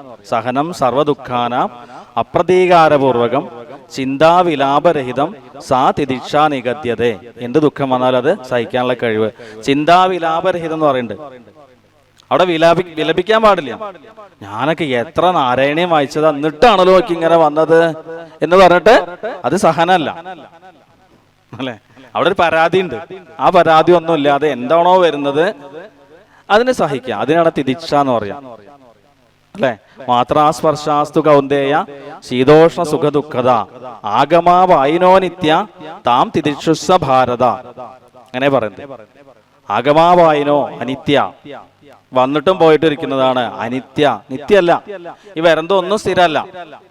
സുഖം ശാശ്വതമായിട്ട് സുഖം ഉണ്ടാവോ? ഇല്ല. ദുഃഖം ശാശ്വതമായിട്ട് എല്ലാ കാലത്തും ദുഃഖാവോ? അതുമില്ല. ഈ സുഖവും ദുഃഖവും, ഈ ചൂടും തണുപ്പും, ഈ ജയവും ഈ പരാജയവും, ഈ മാനവും അപമാനവും, ഇതൊന്നും സ്ഥിരമല്ല. അതൊക്കെ ഇങ്ങനെ വന്നു പോയിക്കൊണ്ടിരിക്കുന്നതാണ്. ഇതൊന്നും എന്നെ ബാധിക്കില്ല. അങ്ങനെ വിലപിക്കാതെ സഹിക്കുമ്പോഴാണ് അതിന് തിദിക്ഷ എന്ന് പറയാം. അടുത്തതാണ് ശ്രദ്ധ. നേരത്തെ പറഞ്ഞു ഈ സംസ്കൃത വാക്കുകള് മലയാളം വാക്കുകളെ വ്യത്യാസം ഉണ്ട് പറഞ്ഞു. ശ്രദ്ധ എന്ന് പറഞ്ഞാൽ മലയാളത്തിൽ നമ്മൾ മനസ്സിലാക്കുന്ന അർത്ഥമല്ല സംസ്കൃതത്തിലുള്ള ശ്രദ്ധയ്ക്ക്. അത് ഗുരു വേദാന്ത വാക്യേഷു വിശ്വാസഹ സാ ശ്രദ്ധ. ഗുരുവാക്യത്തിലും ഗുരുവിന്റെ വാക്യങ്ങളിലും അതുപോലെ വേദാന്ത വാക്യങ്ങളിലേക്കുള്ള ആ വിശ്വാസത്തിന് അതിന് തത്തുല്യമായിട്ട് മലയാളത്തിലെ വാക്കില്ല ശ്രദ്ധയ്ക്ക്. അപ്പൊ അതുകൊണ്ട് നമ്മളത് വിശ്വാസമാണ് എന്ന് പറയാം. അപ്പൊ ഗുരു വേദാന്ത വാക്യങ്ങളുടെ വിശ്വാസമാണ് ശ്രദ്ധ. വിശ്വാസം എന്ന് പറഞ്ഞാൽ അതിന്റെ ഡിഗ്രി പോരാട്ടോ, ശ്രദ്ധയിലേക്ക് എത്തിയില്ല അത്. പക്ഷെ നമുക്ക് മലയാളത്തിലേക്ക് തർജ്ജമ ചെയ്യുമ്പോൾ വിശ്വാസം എന്ന് പറയണമെന്നേ ഉള്ളൂ. അപ്പൊ എന്ത് കാര്യത്തിൽ? അപ്പോ വേദാന്ത കാര്യത്തിൽ മാത്രമല്ല, ഭൗതിക കാര്യങ്ങളിലും അങ്ങനെ തന്നെയാണ്. വിശ്വാസം വളരെ പ്രധാനമാണ്. ഇപ്പൊ നമ്മള് ചില ആൾക്കാർ പറയും, എനിക്കുണ്ടല്ലോ ആ ഡോക്ടറുടെ മരുന്നെട് കഴിച്ച എന്റെ സൂക്കടൊക്കെ മാറും, അയാളൊന്ന് കണ്ടാൽ മതി എന്ന് പറയും. അപ്പൊ അയാള് ചിലപ്പോ പാരസെറ്റമോൾ എഴുതി കൊടുത്താലും അയാളുടെ സൂക്കട് മാറും. കാരണം എന്താ? ആ വിശ്വാസം അവിടെ ഉണ്ട്. അയാളെ കണ്ട എന്റെ മാറും, വിശ്വാസം ഉണ്ട്. നേരെ ചില മുത്തശ്ശിമാര് പറഞ്ഞേക്കാം, എന്റെ കുട്ടിയെ ഇതുകൊണ്ടൊന്നും കാര്യമില്ല കേട്ടോ, ഈ മരുന്ന് കഴിച്ചിട്ടൊന്നും കാര്യമില്ല, ഇത് എന്നെ കൊണ്ടേ പോവൂ. അത് പറഞ്ഞിട്ട് മരുന്ന് കഴിച്ചാൽ എന്തെങ്കിലും മാറുമോ? ഒന്നും മാറില്ല. അപ്പൊ അവിടെ എന്താ പ്രവർത്തിച്ചത്? ശ്രദ്ധയാണ്. ആ ശ്രദ്ധ വേണമെന്ന് പറയാം. അപ്പൊ ഭൗതിക അല്ലെങ്കിൽ ലൗകിക കാര്യങ്ങൾ മാത്രമല്ല, ആധ്യാത്മിക കാര്യങ്ങളിലും ഗുരുവിന്റെ അല്ലെങ്കിൽ വേദാന്ത വാക്യങ്ങളുള്ള വിശ്വാസത്തിനാണ് ശ്രദ്ധ എന്ന് പറയാം. ശ്രദ്ധാവാൻ ലഭതേ ജ്ഞാനം എന്ന് പറയാം. അജ്ഞശ്ച ആശ്രദ്ധാനശ്ച സംശയാത്മാ വിനശ്യതി നായം ലോകോസ്തി ന പരോ ന സുഖം സംശയാത്മന. അപ്പോ അജ്ഞനായിട്ടുള്ള അല്ലെങ്കിൽ ശ്രദ്ധ ഇല്ലാത്ത ആൾക്ക് അത് നശിക്കും, നാശമാണ് ഫലം എന്ന് പറയുന്നത്. ഈ ലോകത്തിലായാലും പരലോകത്തിലായാലും സംശയിക്കുന്ന ആൾക്കാർക്ക് ഗതി ഉണ്ടാവില്ല എന്ന് പറഞ്ഞു. നമുക്ക് സംശയങ്ങൾ പാടില്ല, വിശ്വാസം വേണം. വിശ്വാസം, അതാണ് ശ്രദ്ധ. അടുത്തതാണ് സമാധാനം. സമാധാനം എന്ന് പറഞ്ഞാൽ മനസ്സിന്റെ ഏകാഗ്രത. വിഷയങ്ങളിലേക്കുള്ള ഏകാഗ്രത അല്ല. വിഷയങ്ങളിലേക്ക് ഏകാഗ്രത ഉണ്ടായാൽ അവിടെ മനസ്സിന് സമാധാനം ഉണ്ടാവില്ല. അപ്പൊ നമ്മൾ സമൃദ്ധിയിലൊക്കെ ജീവിക്കുന്ന ആൾക്കാരെ പറയാറുണ്ട് സമാധാനമില്ല. അപ്പോ മരുന്ന് കഴിക്കണവരുണ്ട് സമാധാനമില്ലാണ്ട്. അപ്പൊ എന്താണ്? മനസ്സിനെ ഏകാഗ്രമാക്കാത്തോണ്ടുള്ള കുഴപ്പമാണത്. ഇപ്പൊ നമ്മളിങ്ങനെ പറയുമ്പോൾ തെറ്റിദ്ധരിക്കരുത്, സമ്പത്തുണ്ടായ സമാധാനം ഉണ്ടാവില്ല, അല്ലെങ്കിൽ ഒന്നും ഇല്ലാതിരുന്ന സമാധാനം ഉണ്ടാവും, അങ്ങനെയൊന്നുമില്ല അല്ലേ? കുചേലവാക്യത്തിൽ പറയുന്നുണ്ട്, കൃഷ്ണസ്യാസീൽ സഖാകശ്ചിൽ ബ്രാഹ്മണോ ബ്രഹ്മവിത്തമ വിരക്താർത്ഥേന്ദ്രിയാർത്ഥേഷു പ്രശാന്താത്മാ ജിതേന്ദ്രിയ. കൃഷ്ണനൊരു സുഹൃത്തുണ്ടായിരുന്നു, ഒരു ബ്രാഹ്മണനായിട്ടുള്ള സുഹൃത്തുണ്ടായിരുന്നു, ബ്രഹ്മവിത്തമൻ, അറിവുള്ള ആളായിരുന്നു. വിരക്ത ഇന്ദ്രിയ അർത്ഥേഷു, ഇന്ദ്രിയങ്ങളിലും അർത്ഥങ്ങളൊക്കെ വിരക്തനായിട്ടുള്ള സുഹൃത്തുണ്ടായിരുന്നു. എന്താ പിന്നെ വിശേഷണം? പ്രശാന്താത്മാ ജിതേന്ദ്രിയ, ഇന്ദ്രിയങ്ങളൊക്കെ ജയിച്ചിരുന്നു. അതുകൊണ്ട് തന്നെ മനസ്സ് പ്രസന്നമായിരുന്നു, പ്രശാന്തമായിരുന്നു, സമാധാനം ഉണ്ടായിരുന്നു. അപ്പൊ കുചേലന് ഒന്നും ഉണ്ടായിരുന്നില്ല. ഒന്നുമില്ലാതെയും കുചേലൻ എന്തായി? സമാധാനത്തോടു കൂടിയിരുന്നു. കുചേലൻ തന്നെയല്ല അദ്ദേഹത്തിന്റെ പേര്, സുധാമാവ് എന്ന പേര്. വസ്ത്രമൊക്കെ മുഷിഞ്ഞുകൊണ്ടാണ് കുചേലൻ എന്നുള്ള പേര് വന്നത്. മുഷിഞ്ഞ വസ്ത്രമേ ഉള്ളൂ, നല്ല വസ്ത്രമൊന്നും ഇല്ല. അപ്പോ ഒന്നുമില്ലായ്മയുടെ ഇടയിലും ആയിരുന്നു? കുചേലൻ സമാധാനമായിട്ടിരുന്നു. ഇനി കൃഷ്ണനെ നോക്കിയാലോ? കൃഷ്ണന് സകല സമ്പൽ സമൃദ്ധിയുടെ നടുവിലായിരുന്നു, കൃഷ്ണന് സമാധാനമായിട്ടിരുന്നു അല്ലെ? സാക്ഷാൽ ലക്ഷ്മി ദേവി രുക്മിണി ഒപ്പം ഉണ്ടായിരുന്നു, എല്ലാ സമൃദ്ധിയുണ്ട്.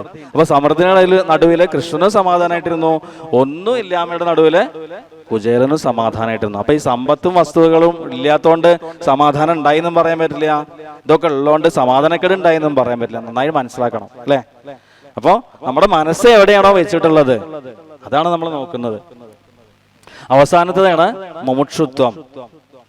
മുമുക്ഷുത്വം എന്ന് പറഞ്ഞാൽ ആദ്യം പറഞ്ഞ പോലെ തന്നെ മോക്ഷം വേണം എന്നുള്ള ആഗ്രഹം.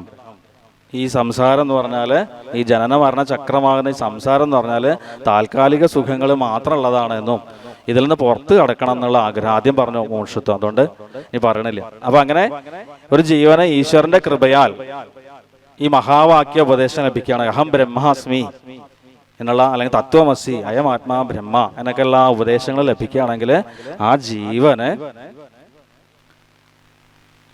എന്താണ്? അതിന്റെ ജനന മരണ തത്വങ്ങള് അവസാനിച്ച് ഞാൻ ബ്രഹ്മമാണ് എന്നുള്ള ആത്മബോധത്തിലേക്ക് ഉയരും. ഈ സാധനാ ചതുഷ്ട സമ്പത്തിയും ഒപ്പം മുമ്പ് പറഞ്ഞ നിയമങ്ങളൊക്കെ ഉണ്ടെങ്കിൽ, അപ്പൊ എങ്ങനെ ജീവന ആത്മാവാണ് താൻ എന്നുള്ള ആ ബോധത്തിലേക്ക് ഉയരുന്നത് തന്നെയാണ് ശ്രീരാമ പട്ടാഭിഷേകം. അല്ലാതെ കുംഭകർണനും രാവണനൊന്നും ഏതോ കാലത്ത് ജനിച്ച് മരിച്ചു പോയ അസുരന്മാരല്ല. നമ്മുടെ തന്നെ ഉള്ളിലുള്ള, നമ്മൾ ജയിക്കേണ്ടതായിട്ടുള്ള ആ രജ തമോ ഗുണങ്ങളാണ്. അങ്ങനെ ആ ഗുണങ്ങളൊക്കെ ജയിച്ച് ഞാൻ ആത്മാവാണ് എന്നുള്ള ബോധത്തിലേക്ക് ജീവൻ ഉയരുമ്പോൾ അത് തന്നെയാണ് ശ്രീരാമ പട്ടാഭിഷേകം. അപ്പൊ കുംഭകർണവധം അങ്ങനെ അനുസ്മരിച്ചു. ഇനി അതേപോലെ തന്നെ നാരദസ്തുതിയാണ് ഇനി അനുസ്മരിക്കാൻ നോട്ടീസിൽ അതും കൂടി ഉണ്ട്. അതും കൂടി ഒന്ന് ചുരുക്കിയിട്ട് പറയാം. അപ്പൊ ആരാണ് നാരദൻ? ജ്ഞാനം പരമാത്മ വിഷയകം നാരം ദദാതി ഇതി നാരദ. പരമാത്മക വിഷയമായിട്ടുള്ള ആ ജ്ഞാനം ജീവന്മാർക്ക് പകർന്നു കൊടുക്കുന്ന പരമ ആചാര്യനാണ് നാരദൻ അല്ലെ? നമ്മള് രാമായണ ആയാലും ഭാഗവത ആയാലും ഒക്കെ നാരദ മഹർഷിയാണ് അതിന്റെ പ്രേരണ. ഭാഗവതത്തില് പറയുന്നുണ്ട് അല്ലെ, വ്യാസമഹർഷി വേദങ്ങളൊക്കെ വ്യസിച്ചു. വ്യാസം എന്നല്ല അദ്ദേഹത്തിന്റെ പേര്, കൃഷ്ണദ്വൈപായനൻ എന്നായിരുന്നു പേര്. വേദങ്ങളെ വ്യസിച്ചുകൊണ്ടാണ് എന്തായത്? വേദവ്യാസനായത്. അങ്ങനെ പഞ്ചമോ വേദ എന്നറിയപ്പെടുന്ന മഹാഭാരതം രചിച്ചു. എന്താ മഹാഭാരതത്തിന്റെ പ്രത്യേകത? മഹത്വാച്ച ഭാരവത്വാച്ച മഹാഭാരതം ഉച്യതേ എന്നാ പറയാ. മഹാഭാരതം മാഷ ആദ്യം മഹാഭാരതമൊക്കെ അനുസ്മരിക്കണ്ടായി. മഹാഭാരതം എന്ന് പറഞ്ഞാല് മഹത്വം കൊണ്ടും ഭാരത്വം കൊണ്ടും മഹാഭാരതമാണ്. അതിലുള്ള തത്വങ്ങളുടെ ഭാരം എടുത്താലും അതിന്റെ വെളിപ്പെടുത്ത് നോക്കിയാലും മഹാഭാരതം തന്നെ. കാലമ്പിക്കൊക്കെ വേണം ചിലപ്പോൾ കാല് കേട്ടിരും, കാരണം 1.25 ലക്ഷം ശ്ലോകങ്ങളുള്ള വലിയ ഗ്രന്ഥം. അപ്പൊ ആ മഹാഭാരതം രചിച്ചിട്ടും തൃപ്തി വന്നില്ല വ്യാസന്. ഞാൻ ചെയ്യേണ്ടത് ചെയ്തു എന്നുള്ള ബോധം, അല്ലെങ്കിൽ ആ കൃതകൃത്യതാ ബോധം ഇല്ലാതിരിക്കുമ്പോൾ നാരദ മഹർഷിയുടെ ഉപദേശം കൊണ്ടാണ് ഭാഗവതം എഴുതിയത്. നാരദ ഉപദേശിച്ചു, അലയോ വ്യാസ, അങ്ങ് ധർമ്മ അർത്ഥ കാമങ്ങളൊക്കെ വേണ്ട പോലെ വിസ്തരിച്ചു മഹാഭാരതത്തിലായാലും. പക്ഷെ ഭഗവാന്റെ മഹിമ വേണ്ടത്ര വർണ്ണിച്ചിട്ടില്ല. അതുകൊണ്ടാണ് അങ്ങക്ക് ആ കൃതകൃത്യതാ ബോധം വരാത്തത്.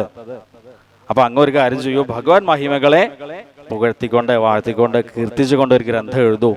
അങ്ങനെയാണ് ഭാഗവതം വ്യാസൻ എഴുതുന്നത്. ഇനി രാമായണത്തിലേക്ക് വന്നാലോ? രാമായണം അങ്ങനെ തന്നെയാണ് അല്ലേ?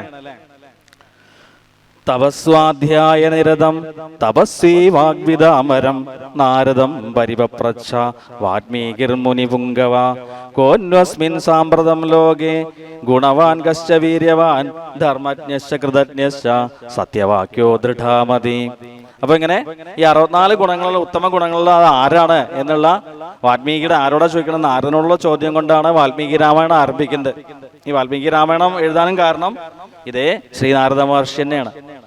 വാൽമീകി രാമായണം നമ്മൾ എന്ത് പറയും? അത്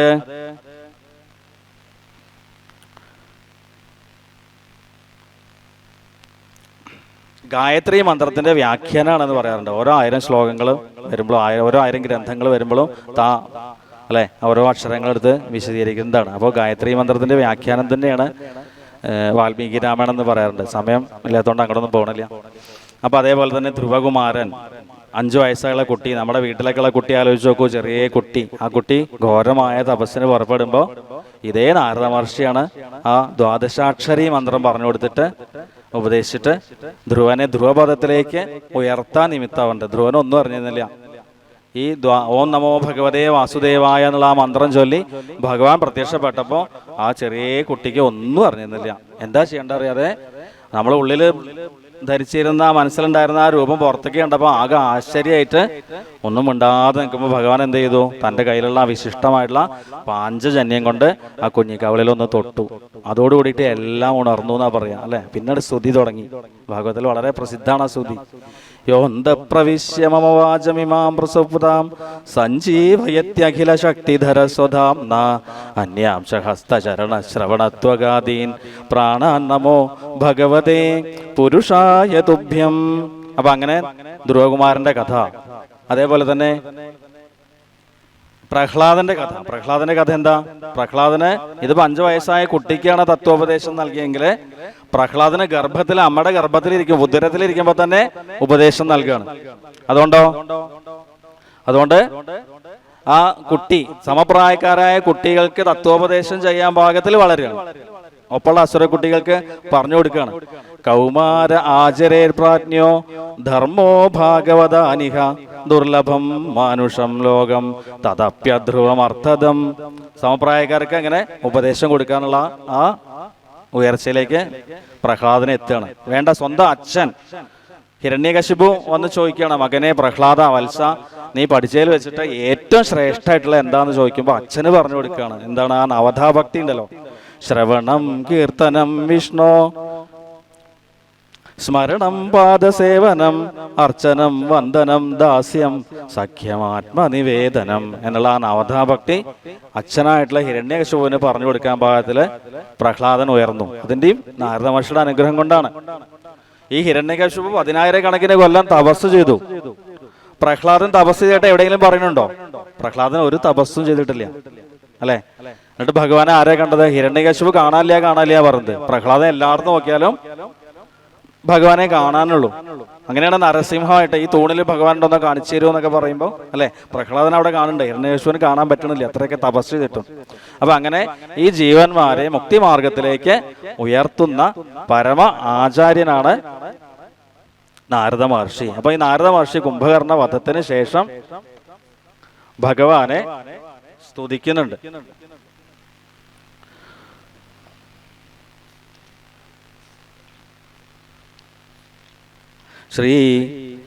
ശ്രീതാപദേ രാമരാജേന്ദ്ര രാഘവ ശ്രീധര ശ്രീനഥേ ശ്രീ പുരുഷോത്തമ ശ്രീരാമദേവ ദേവേശ ജഗന്നാഥ നാരായണ അഖിലാധാര നമോസ്തുതേ വിശ്വസാക്ഷിൻ പരമാത്മൻ സനാതന വിശ്വമൂർത്തേ പരബ്രഹ്മമേ ദൈവമേ സുഖദുഃഖാദികളെ എല്ലാം അനുദിനം കൈക്കൊണ്ടുമായയാ മാനുഷാകാരനായി ശുദ്ധ തത്വജ്ഞനായി ജ്ഞാനസ്വരൂപനായി സത്യസ്വരൂപനായി സർവലോകേശനായി സത്വങ്ങളുള്ളിലെ ജീവസ്വരൂപനായി സത്വപ്രധാന ഗുണപ്രിയനായി സദാ.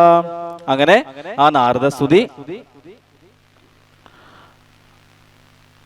അപ്പൊ നാരദ സ്തുതിയിലും പറഞ്ഞത് തന്നെയാണ് മനസ്സിൽ നിന്ന് ഇങ്ങനെ കാമക്രോധ മോഹ മത മാത്സര്യങ്ങളൊക്കെ അകന്ന് അങ്ങയുടെ ആ വിഷയങ്ങളിൽ ഭഗവത് വിഷയങ്ങളിൽ ശ്രദ്ധ വരണമെന്നും അങ്ങനെ ഭഗവത് വിഷയങ്ങൾ കേട്ട് ഭഗവത് സാക്ഷാത്കാരണം വരണം എന്നൊക്കെയുള്ള അർത്ഥമുള്ള ആ നാരദസ്തുതി അതോടുകൂടിയിട്ട് ഇതുവരെയുള്ള വാക്കുകൾ ശ്രീരാമചന്ദ്രസ്വാമിയുടെയും കാടാമ്പുഴ അമ്മയുടെയും തൃപ്പാദങ്ങളിൽ സമർപ്പിക്കണം. പ്രസീദ പ്രസീദ പ്രചണ്ഡ പ്രതാപ പ്രസീദ പ്രസീദ പ്രപന്നാബ്ജനാഭ പ്രസീദ പ്രസീദ പ്രപന്നാനുകമ്പിൻ പ്രസീദ പ്രസീദ പ്രഭോ രാമചന്ദ്ര. സർവത്ര ഗോവിന്ദനാമ സങ്കീർത്തനം. ഗോവിന്ദ ഗോവിന്ദ. ഹര നമ പാർവതീപതയേ. ഹര ഹര മഹാദേവ. ജാനകീ ജീവന സ്മരണം. ജയ ജയ രാമ രാമ. കായേന വാചാ മനസേന്ദ്രിയർവാ ബുദ്ധ്യാത്മനാ വാ പ്രകൃതേ സ്വഭാവാൽ കരോമി യത്കിൽ സകലം പരസ്മൈ നാരായണായേതി സമർപ്പയാമി. ഓം ശാന്തി ശാന്തി ശാന്തി.